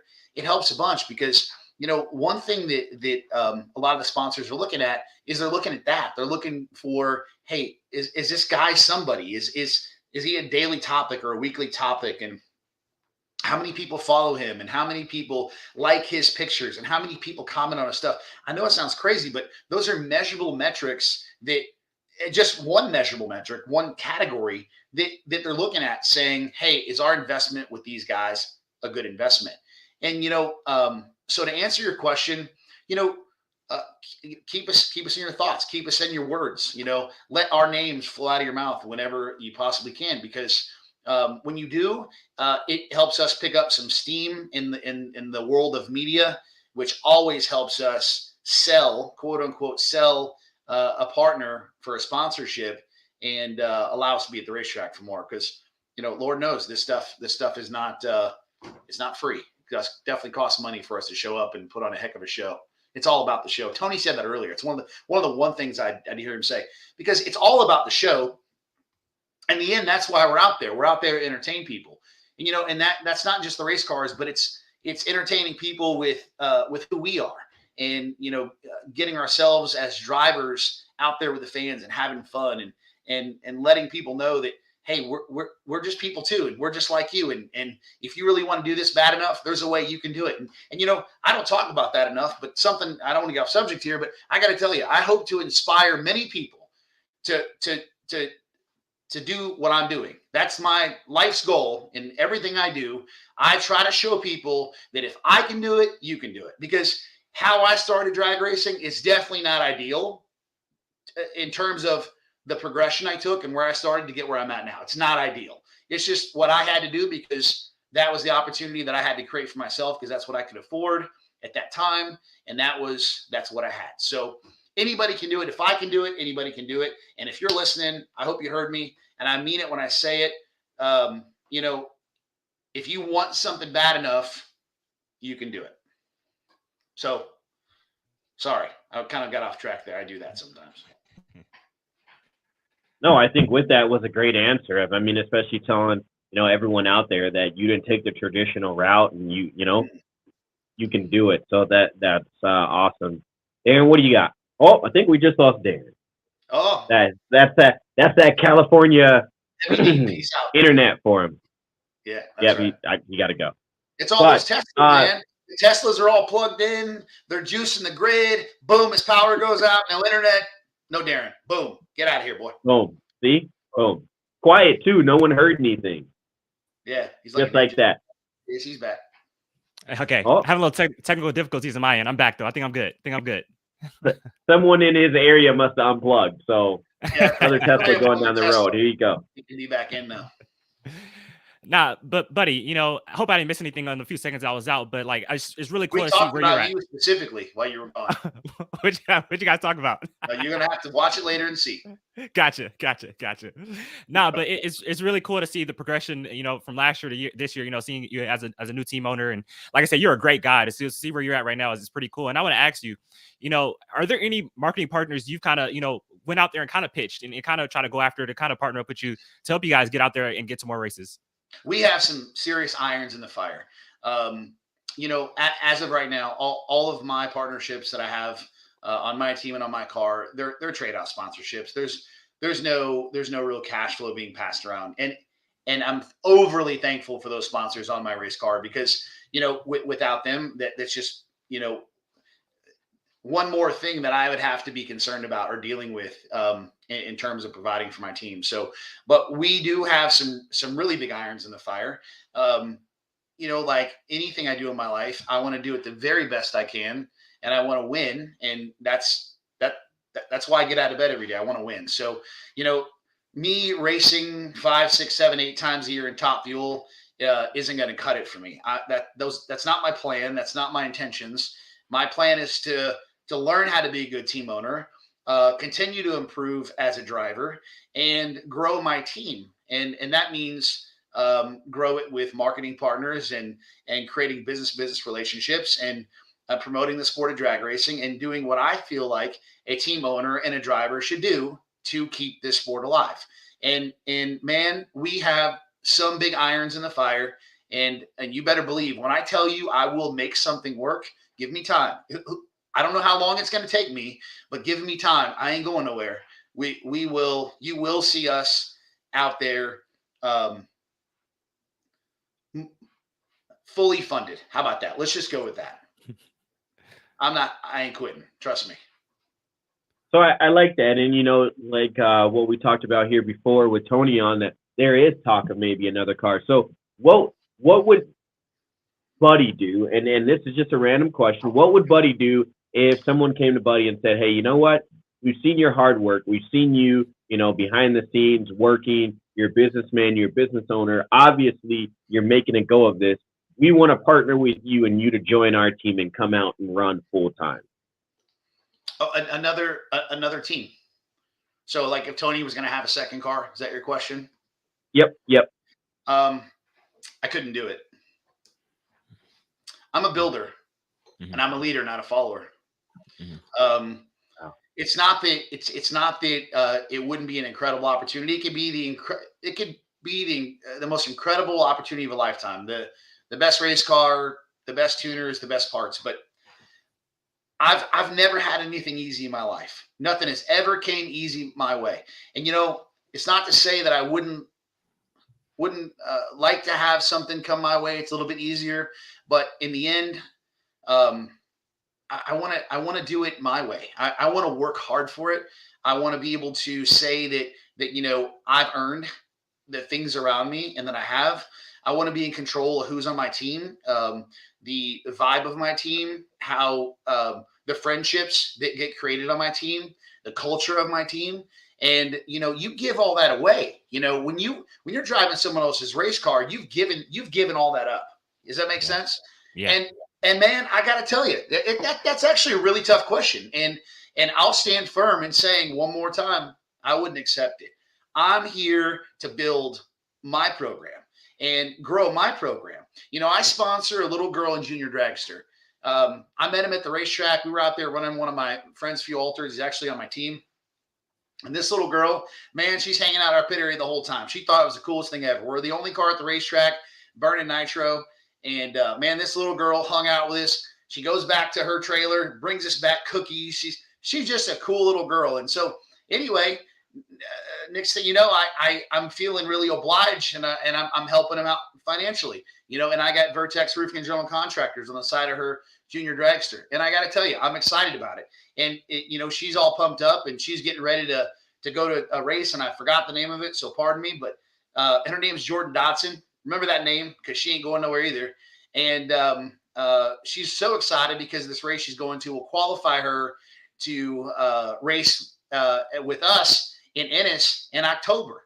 And if she qualifies, we're going to do something real special. So to answer my question, I absolutely 100% want to build my own thing. And Tony mentioned earlier, it's about the future. Hey, I'm not old, but I'm not young. I'm 42 years old. And I'm interested in doing this for another maybe 8 to 10 years at this level. But the ultimate legacy would be to bring somebody up through the ranks and then stick them in the seat of your car. How cool would that be? And that's passing the torch. And that's doing something good for the sport, not just Buddy Hole racing, not Buddy Hole, the guy that wants to stab the gas and twist on the steering wheel, but something good for the sport and good for somebody and creating an opportunity for somebody. That's what keeps me going. Everybody on my team has something to prove. David Schaff, man, this guy, he's hungry. He's at my shop all the time. He works at Bell Helicopter. He's at my shop, 3 or 4 days a week, working on my car, putting it together, earning a spot.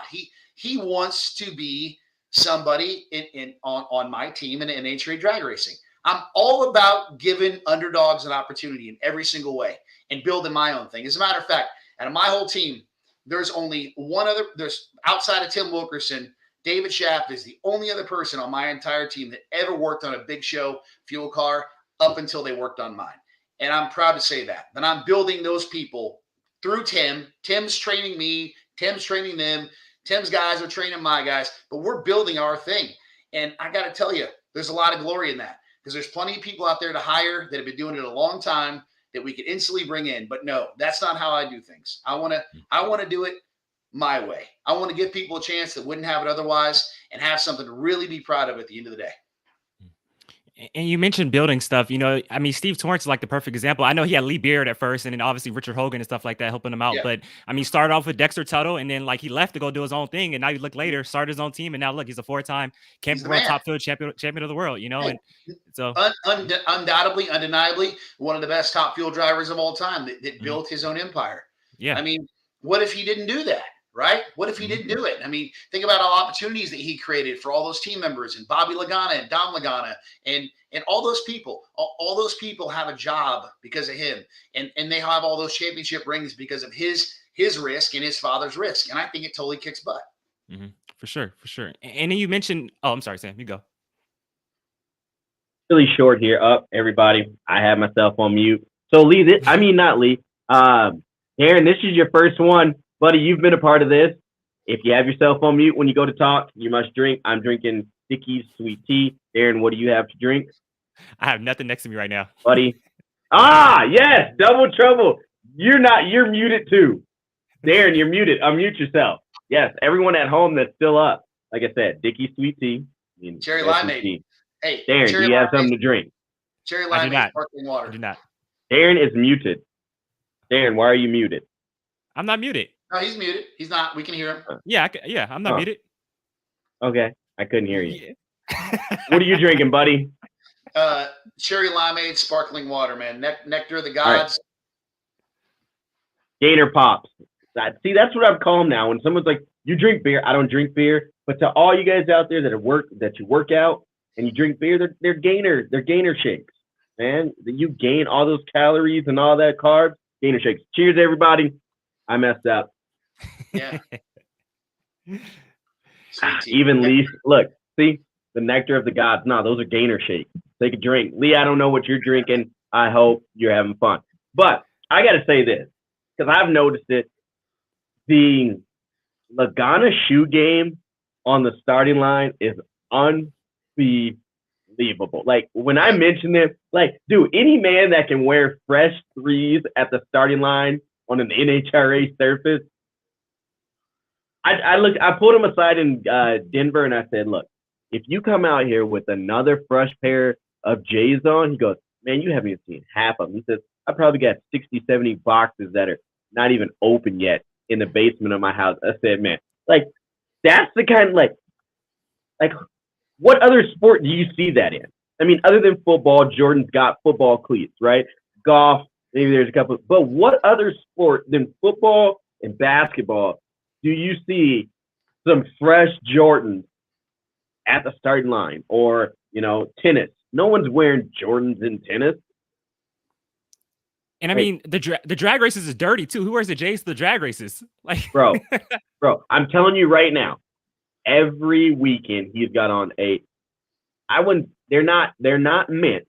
I mean, he's not going to put them on Cool Kicks or the GOAT or whatever app you guys use to get your shoes nowadays, but they're still clean. For sure. Hey, buddy. I agree. Oh, no, I'm sorry. You can go. No, I was saying I agree. Hey, he's always got Jordans on. I don't think I've ever seen Bobby not have Jordans on. Always high tops, always black J's all the time. Mm-hmm. That and the New York hat. They've made the New York hat more famous than Jay-Z. Hands down. Yeah. Hands down. Like, that's all you see. Yeah. J's and a fresh flat bill. That's it. And it's not just Bobby either. So I was at the Winter Nationals, right? I wore my top 3.5s to the Winter Nationals, and so we're walking past. And my friends with me. He has some J's too. So I'm walking past Steve Torrance's pit, and Gary Pritchard calls me over. He goes, "Hey, come here. Let me show you this." So it goes in there, opens the box, and it's the Red Thunder 3s. So the whole team just pretty much wear J's all weekend long. Yeah. I'm like, wow. I mean, okay, buddy. Here we go, buddy. I'm gonna throw this out to you now. What you got, dog? It's gonna happen. It's gonna. You know what? I'm gonna put my pick right now because you're going to Topeka. Yep. I'm putting my pick. I'm inserting it right here because I got this lottery ticket that I need to cash too, and hopefully I won.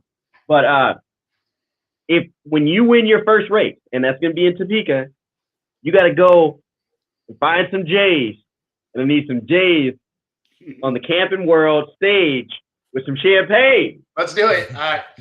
I need you to. Jordans. I got some Jordans in the closet. Here's what I'll do. I'll make sure they get packed. I'll have them in the trailer just in case. Well, okay, but will you pour the champagne in the Jordans and take a sip? Sure, I don't care. I buy another pair. That's what I'm talking. That's what I'm talking about. It don't matter. if that's what it's all like, if you win the Wally, right? You can buy another pair of Jordans. Oh yeah. Hey, it's worth the photo ops, right? I mean, come on, man. It is. That's the world we live in now. It's a sacrifice, right? Sometimes you got to make that sacrifice for the cool photo op. I mean, think about, we were just talking about marketing partners, right? Yep. Think about the marketing partner that can come out of that. Jordan, I mean, Jordan's into racing. If Jordan hears this or sees that picture of Camping World with, some J's with champagne in them, he's like, man, I need to be in that sport. I don't think he's ever done it. I think Jordan could afford a top fuel drag strap. I'm thinking so. What do you guys think? His right-hand man was in Charlotte, correct? Jordan's right-hand man was at Charlotte at the 4-wide. Yeah. Oh, was he really? Yeah. Oh, that's cool. Yeah. Really cool. Yeah, he's at the Charlotte 4-wide. They're going to get involved. That'd be awesome if they did. Yeah. For whatever team. It'd be good for the sport. So, Jordan, we're putting this out there. Watching, if you hear this, but when you see it in Topeka, remember, you heard it first here on the Competition Plus Power Hour. Sam Smith, Slam Sam, Darren Williams, and Buddy Hall said it. You're drinking champagne out of Jordans, man. That's right. That's right. Talking buddy. about, okay, go ahead. No, I was going to say, buddy, being from Texas, a Texas guy, a lot of NHRA legends have come out of Texas. You think about Kenny Bernstein, Eddie Hill. Yep. Who are some of the Texas legends you've looked up to coming out of the state of Texas as drag racers?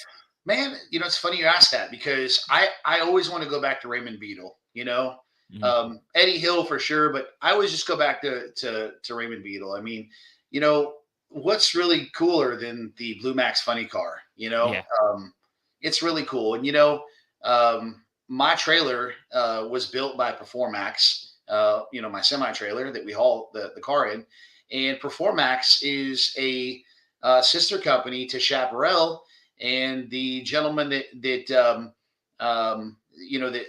builds the trailers is the guy that owns the Blue Max car and took over the Blue Max name and brand from Raymond. And so, I just can't help but to always go back to Raymond Beadle and the Blue Max. I mean, I grew up, listening to my dad, talk about it and watching it, on Diamond P Sports, right? And so I always just think of the Blue Max. When I think of a legendary nitro burner, I think of the Blue Max and Raymond Beadle. Yes, sir. Can't argue with that. Yep. And we're talking about it, moving on. So you got new merch coming out, I've heard. I don't know if you make an extra in between, like a large and a medium. I don't know really, because I know there's mediums, but I need like a half large, but a medium in the arms, because my workout program's not, making me big like you yet. So I'll send you a large. I'll send you a large, and I'll send you a jug of protein and a workout program. How about that? That's what I'm talking about. Boom. See? So where we do all day. So where can we find this merch before we get to Topeka? Because everyone's got to be wearing it. So when you get up there on that stage, drinking, champagne on Sunday, that's right. Everybody's got to have. Where can they find that stuff? BuddyHallRacing.com. Right now we have trucker hats, we have T-shirts, and we have hoodies. It's all really nice quality stuff. We wanted to put some good merch out there, not just a cool picture or whatever, but, nice material, so you go online, you can order it, and, it'll get shipped out within 48 hours and be right at your front door. So if you order this week, you're a fan, you're going to be in Topeka, you can rock it out. You can walk right over to my pit area and I'll sign it for you. And thank you very much for supporting our program. If you would, can you type that in the comments so we can pin that and put that as one of the top comments through this? So if anybody goes back, no matter what point they see, Buddy typing that in right now. So Topeka. What does On my Topeka's end, track throw? I can't type it What was in, that? so I'm sorry. For some reason, I can't type it in on my end. So it'll just it's just buddyholeracing.com. For some reason, I Okay. can't type it. Gotcha. Yep. Gotcha. I'm sorry. Even if you do it later, even if you do that later, we can post it and Got it. pin it so that way it stays in the comments. But what does Topeka's track throw at its racers? Something that may, I guess for you, something that plays to your advantage and something that you're worried about.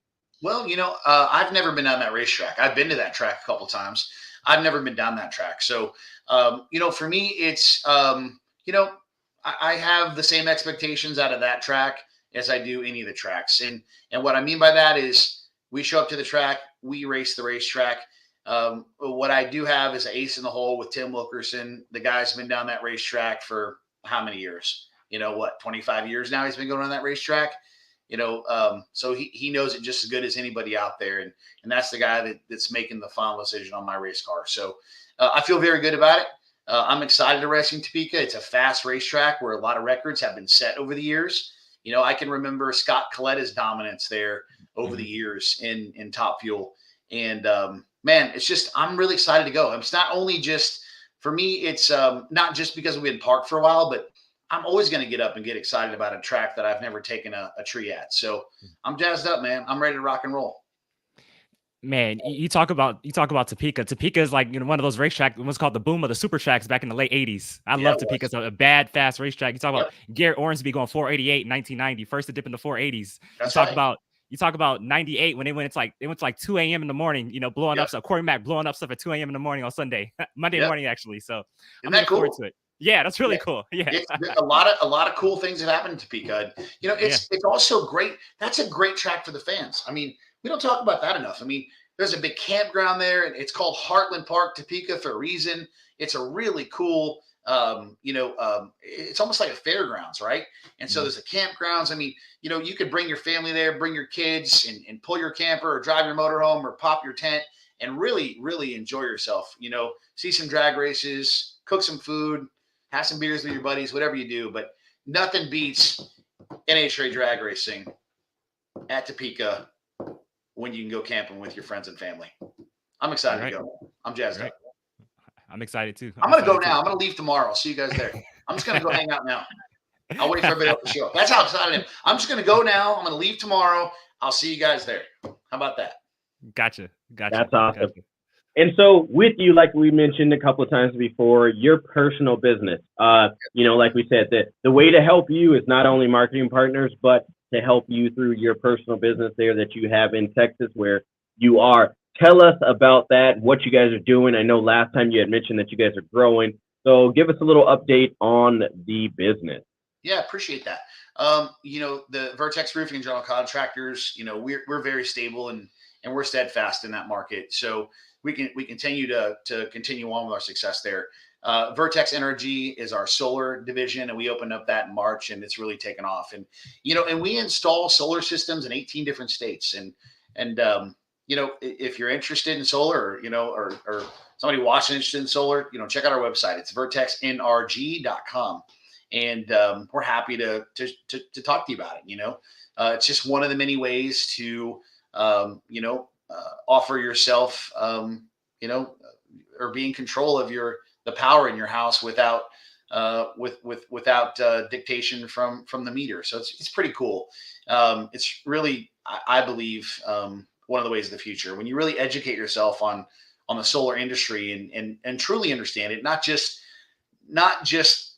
listen to the story that your neighbor had with the solar company. It was a bad experience, but really actually do your research on, putting a solar system on your house. And I would, I look at it as it's just a no-brainer. I mean, and then, I'm always begging for punishment. I partnered up with a good friend of mine named Louise, and we just opened a motorhome dealership as well. So it's not as if though I have enough to do. I added something else, and that's Camper's Life Superstore. And we're just getting that thing going. We know it's going to take off, and we're so excited about it. So, man, I'm always up to something. I don't sleep much. I left the house today at 6:30.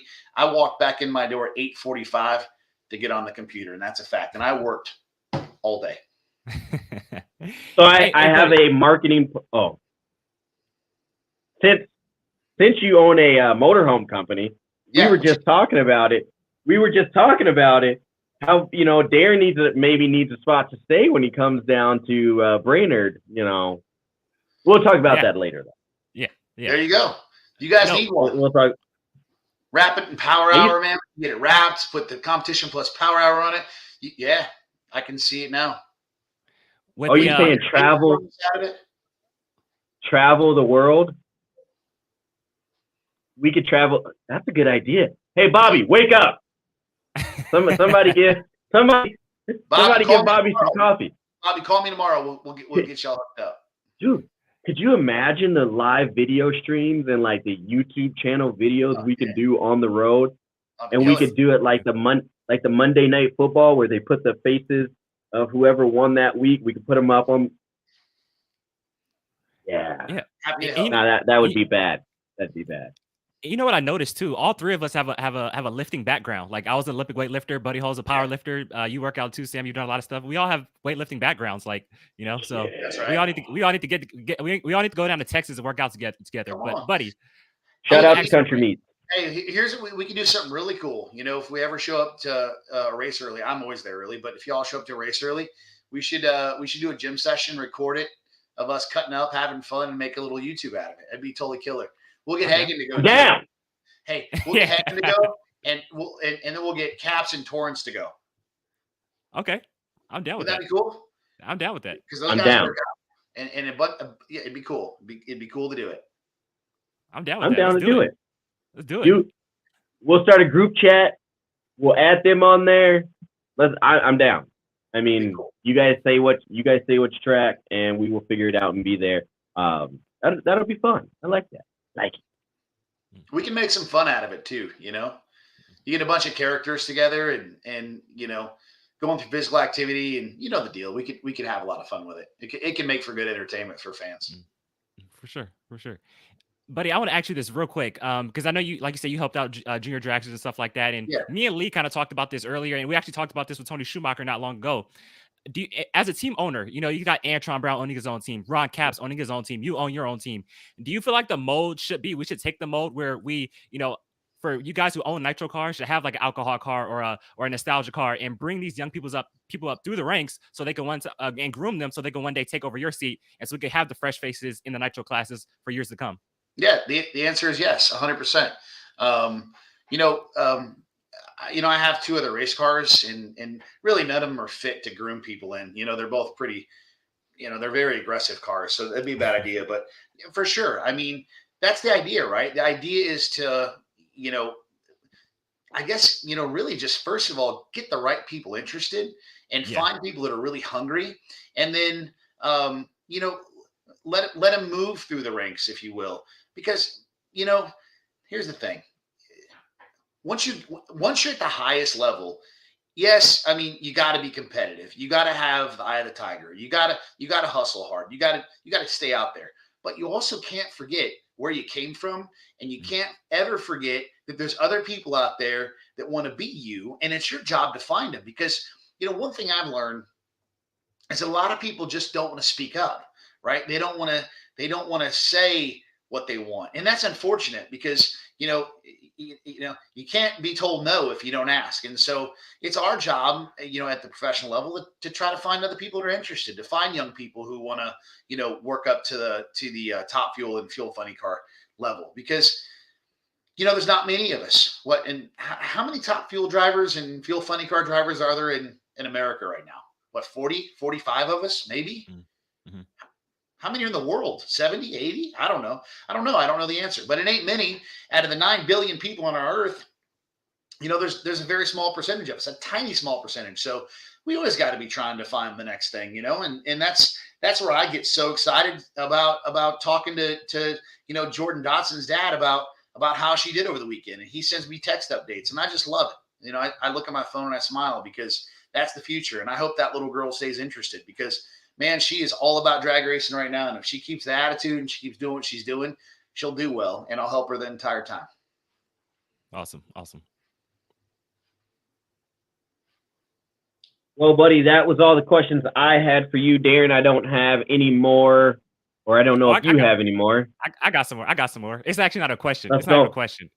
California Okay. Mexican food is way better than Texas Mexican food. I'm gonna just say that right now. Oh, we're going back to this. I love it. Yes. You come down here. I'm going to take you all to a place, and you'll retract that statement. I promise you. What part of Texas are you in? Dallas. Okay, but are you in the Dallas or are you in like the Dallas Fort Worth? Because So I'm kind of sandwiched south. I'm kind of sandwiched between the two south, if you will. Okay. But the place I'm going to take you guys is in Fort Worth. Okay. You'll be blown away. Okay. But for right now, man. California Mexican food tops Texas Mexican food. Man, I like California Mexican food too, but man, good Tex-Mex, I mean, it's hard to beat, But they're in different categories. They are. I agree. It's almost different food groups, right? It is. It's Tex-Mex, cheese, meat, and then there's Tex-Mex in California Mexican, right? Yeah, there's. I mean, I respect Tex-Mex, but then there's just Mexican food. There's none like getting off of a plane, flying into San Diego, and going straight to Lolita. And can I have 3 roast tacos with guacamole and a California burrito? And I'm eating it all. Yeah, I love it all. But I'll take you guys to some place, and you guys are even if you decide that you don't like it more than the California style Mexican food, you're still gonna say, "Man, that was good." Yeah, I would come back there. I got you. Okay, I got you. I respect that.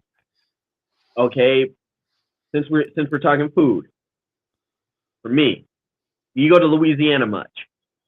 No, I don't actually. I've been to Louisiana 3 times in the last 4 years. It's actually a little bit further away than what you think, from the DFW area. It's about I'm familiar with the Houston area. My brother lives in Dallas. He drives back and forth to Shreveport, Grambling in the house, but we won't talk about that. My dad lives in Alexandria. The only reason why I asked is because Texas people always talk about Louisiana boudin versus Texas boudin. And for me, coming home, like going to see my dad in Alexandria, Louisiana, the boudin balls are better in Louisiana, but Texas, hands down, got the best boudin. Yeah. Hands down. And catfish. In Houston specifically, because it's like a blend of 2 different styles, and that blend, it just makes it better. I took my nephew to a place down in Galveston, and we had boudin. It was so good. It was just amazing. Like I was full and I just kept eating. Darren, do you know what we're speaking of? I have no idea. No idea. What? Man, Bro, you're okay. Okay, here I'm gonna break it down. It's like a sausage. It's got sausage in it. It's got rice. Dude, it's perfect. But then if you go to Louisiana, it's like more shredded chicken and rice. It just I don't know, man. It just so okay. Here's another one. Salmon croquette. Like jambalaya? Is it like jambalaya? No, it's a ball. It's a ball. Oh, okay, gotcha. Yeah. Okay, jambalaya. We can talk about that. And Darren, you need to go to my family restaurant in LA, man. Come on, like Blackened. I'm literally like 5 minutes away from Florence. Like 5 minutes. So go.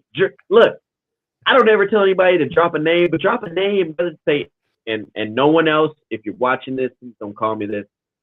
Say, my friend Sandman told me to come. I'll explain the nickname later, but that's my nickname. So everybody else on here call me Slammin' Sam. Salmon croquette. You had that? Anyone? No. What is that? It's like boudin.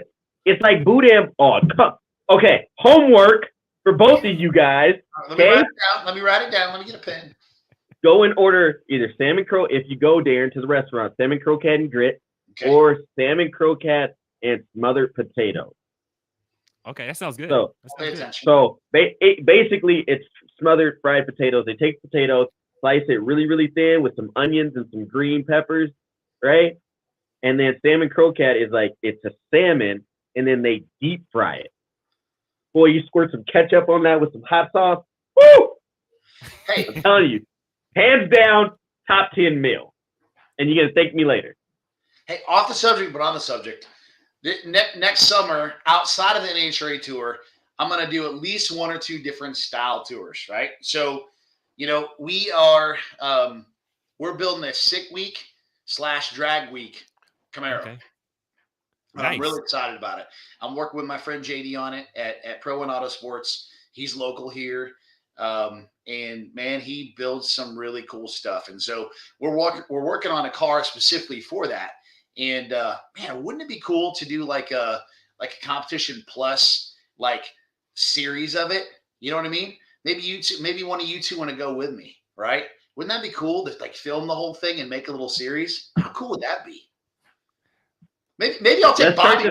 Hey, wait, maybe I can take Bobby with me and work on scaring the crap out of him as many times as possible. We can get a clicker, and every time I'm driving the car a little bit aggressive, and he gets a little nervous, I'll click the button, and we'll call it the Bobby. We'll call it the Bobby clicker. What do you guys think? The top 10 Bobby clickers. Yeah, I like it. We can scare him in the drag week, sick week car. Man, I'm excited about this car. I've never had anything like that to drive on the street. It's always been trucks, so I'm really excited. And I'm really doing it. My nephew will go with me. It means everything to me to be able to create a memory like that for him. But then also too, I really want to do something like that where one of you guys or somebody else is with us the entire time, record the whole thing. Like no one has ever done a quote unquote little series off of sick week or drag week. They've only done, articles where they interview people, but no one's ever actually had a camera roll in the whole time. Almost like a little like documentary, if you will. You know what I mean? How killer would that be? I think I'm working on a couple projects like that right now with two drivers, and I think that's what we need to see the behind the scenes, to see the day-to-day aspect of what the people are doing. And the two people that I'm using, I don't want to say too much about it right now, but they're the faces that you can connect with, and with someone like you, even having that kind of idea, that just shows your mindset of how can I explain to the average person out there what drag racing is like, or what it really feels to be like that. And that just shows your innovation of the sport. And that's why I think we all connect, is because people like us and people like you, we're thinking of how do we connect the future. And one of my buddies said it, the other day. He went to go and pick up this rare car. I went with him here in North Dakota, but picked up a Ranger GT. They've got a whole different body style on them. There was only I think 300 and something made in production, but they're rare. And it's man, he said it. He's like, guys like myself and Darren and Lee and you, we are we're the dying breed in drag racing. This stuff isn't happening anymore. So how do we continue to get people, involved, and doing stuff like that is how we do it. Yeah, I think so. And just have fun with it. You know what I mean?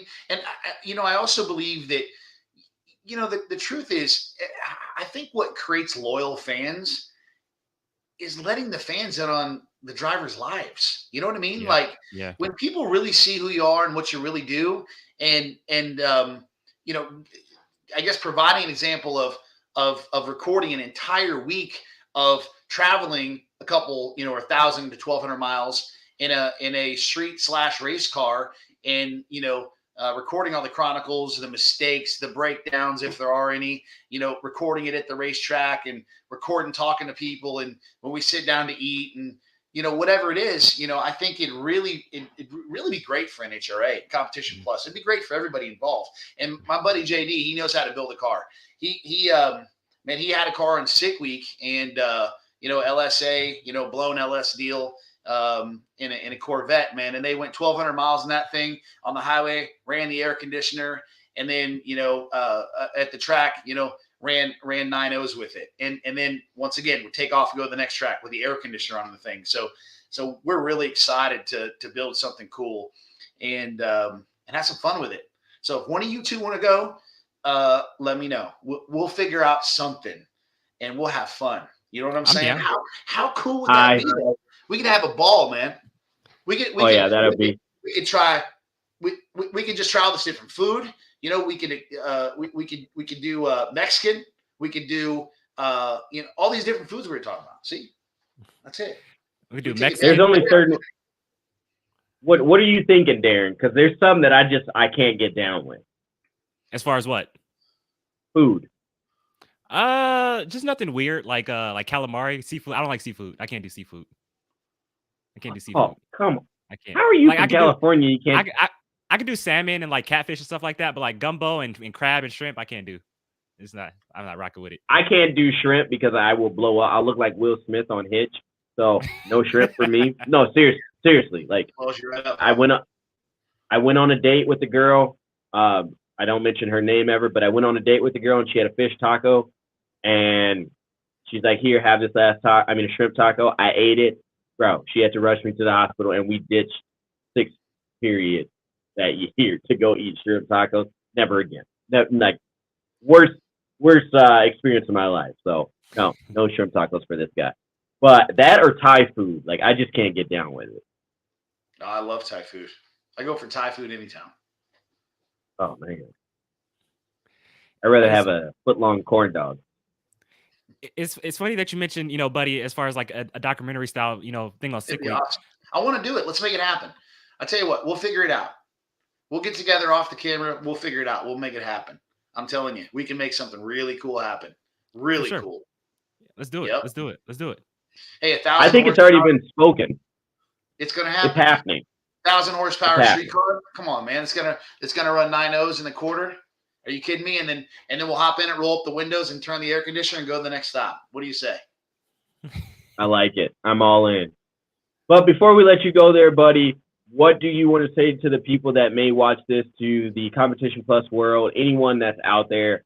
Give them Buddy's word of advice and what's up and what's in store and where you're going to be next. Yeah. So first of all, thanks to all NHRA fans. Thanks to the fans that I have. We can't be doing this without y'all. And thanks to Competition Plus and NHRA and every other publication out there, because, without you guys giving us a place to race and without you pushing us as drivers and teams, there's no reason for us to be here. So I'm thankful for that. I'm thankful for everyone on my team. Every single one of my guys works so hard and to do things as perfect as we can, so that way we have a competitive race car on race day. Thanks for all my sponsors, that are stepping up and helping me and making sure that we have the things we need. And that's really all I got. I'm so excited to get back out there. I'm really eager. I cannot wait to see all my team members. Half of my team flies in, and I gotta say I love all my guys. And it's a true bond that we have, and it's very unique. And I'm partial, but I think we have the best team out there, the best group of men, on the whole circuit. But I'm supposed to feel that way, and I'm partial. And so, that's all I got, guys. Man, thank you guys so much for having me on here and supporting me. Truth be told, and I'll say it again, without guys like you promoting guys like me, I couldn't do what I'm doing. No one know who I am. And thanks to everyone that's helped me along the way. I can never forget where I came from. I was talking to a gentleman today that, we've been friends for the beginning of my career, 14 and a half years. And he's a photographer. And he was, he has photographs of my very first run in a race car at my hometown track. His name is Dan Ricks. And, he and I became friends over the years, and we spoke today, and he's going to come and he's going to hang out in St. Louis with us. And I'm really excited to see him. And he's just one example of friendships that I've made along the way that I wouldn't have had otherwise without drag racing. And so, I'm thankful for all those things. And the list goes on. I mean, it's just, it's such a great sport. And it's a sport of hard work. It's a sport of patience. It's a sport of sticking with it and not giving up, because in drag racing, you lose a lot. You're always going to lose more than you win. And you got to get used to that feeling. You got to have a fire inside of you that keeps you coming back every single week or every month to go fighting and to win. And so, my message is always very clear, whether it's drag racing or whether it's life.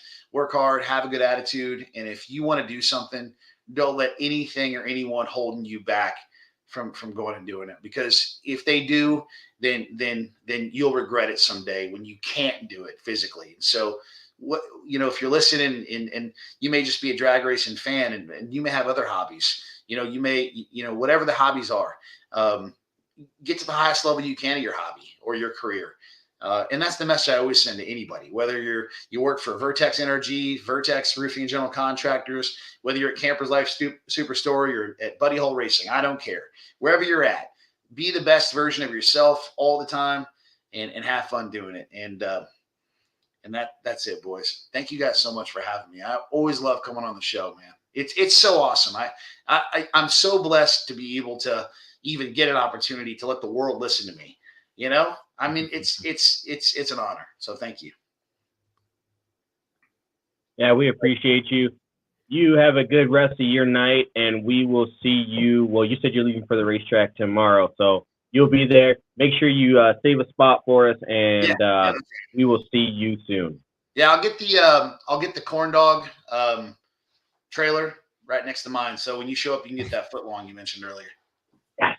Dude, I ate 24 inches of corn dog here at our state fair last week. So I'm corn dog out for at least a week, but I will be there.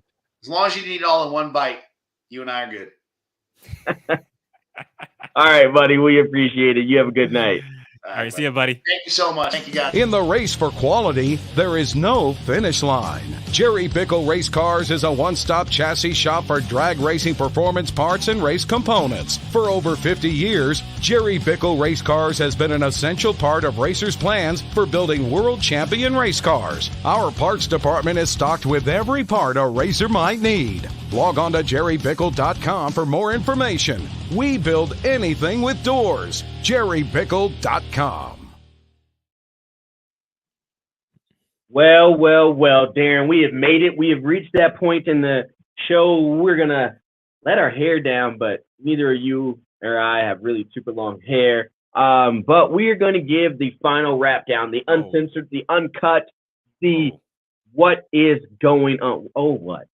Speak for yourself, not very long hair. Speak for yourself. There's a lot of hair under this hat right here, bro. You know what I mean. You can't like unravel it. You can't unravel it and let it hang down. So we've reached that point of the show. We're gonna let those shoots out, but I want to hear your final recaps and your, oh no, you're coming on next week, so I don't have to ask you for your predictions yet. You're coming on Tuesday before the race next week. So recap everything. Let everyone know what you've got going on, what's going on with Darren Williams, and then we will shut this thing down. Nah, man, this episode is the Competition Plus 2-hour show. So, but nah, what an honor to be on this show here tonight, to talk to Tony Schumacher, the legend, 8-time world champion Tony Schumacher, to have him on here tonight, be able to talk to him, super cool. Buddy Hall, one of the most genuine guys in NHRA, to be able to have him on the show. I mean, it's always cool to talk to Buddy Hall, but man, I'll tell you what, the intensity is rationing up in the NHRA. Robert Height is dominating right now in Nitro Funny Car. Cool to see TJ get his first Pro Stock win, but Erica Enders, like we all know, has the best car in Pro Stock right now. In Top Field, I mean, Brittany Forrest, she's smacking the field right now. It seems like she has the best car, but Mike Salinas is right there. Justin Ashley's right there. Leah Pruitt's coming on. I mean, like Tony Schumacher just got a win, so Top Field's going to be fun from here on out. Also, there's a lot of racing this weekend in Boise, Idaho. Actually, Eagle, Idaho is the 51st annual Nightfire Nationals. They'll have nostalgia Top Field cars, nostalgia funny cars, fuel altereds, pro mod. It's gonna be a big fun event. It's gonna be hot out there, but if you're in the area around the the Northwest and stuff like that, head out to Boise and check that race out. It's gonna be a lot of fun. A lot of legends have come through there and raced at that event. John Force has won that race 3 times. He won it in 1988, 1990, and 1991. So who can add their name to the list of winners at the Boise Nightfire Nationals? So it's gonna be a lot of fun. My name is Darren Williams Jr. Happy to fill in for Lee Craft, the Monday Morning Racer here this week. If you'd like to follow me on social media, you can follow me at American Hot Rod ENT on Instagram, American Hot Rod Entertainment on Facebook. But like you guys know, I'm also with Competition Plus, assistant editor for Competition Plus. So see you guys next week.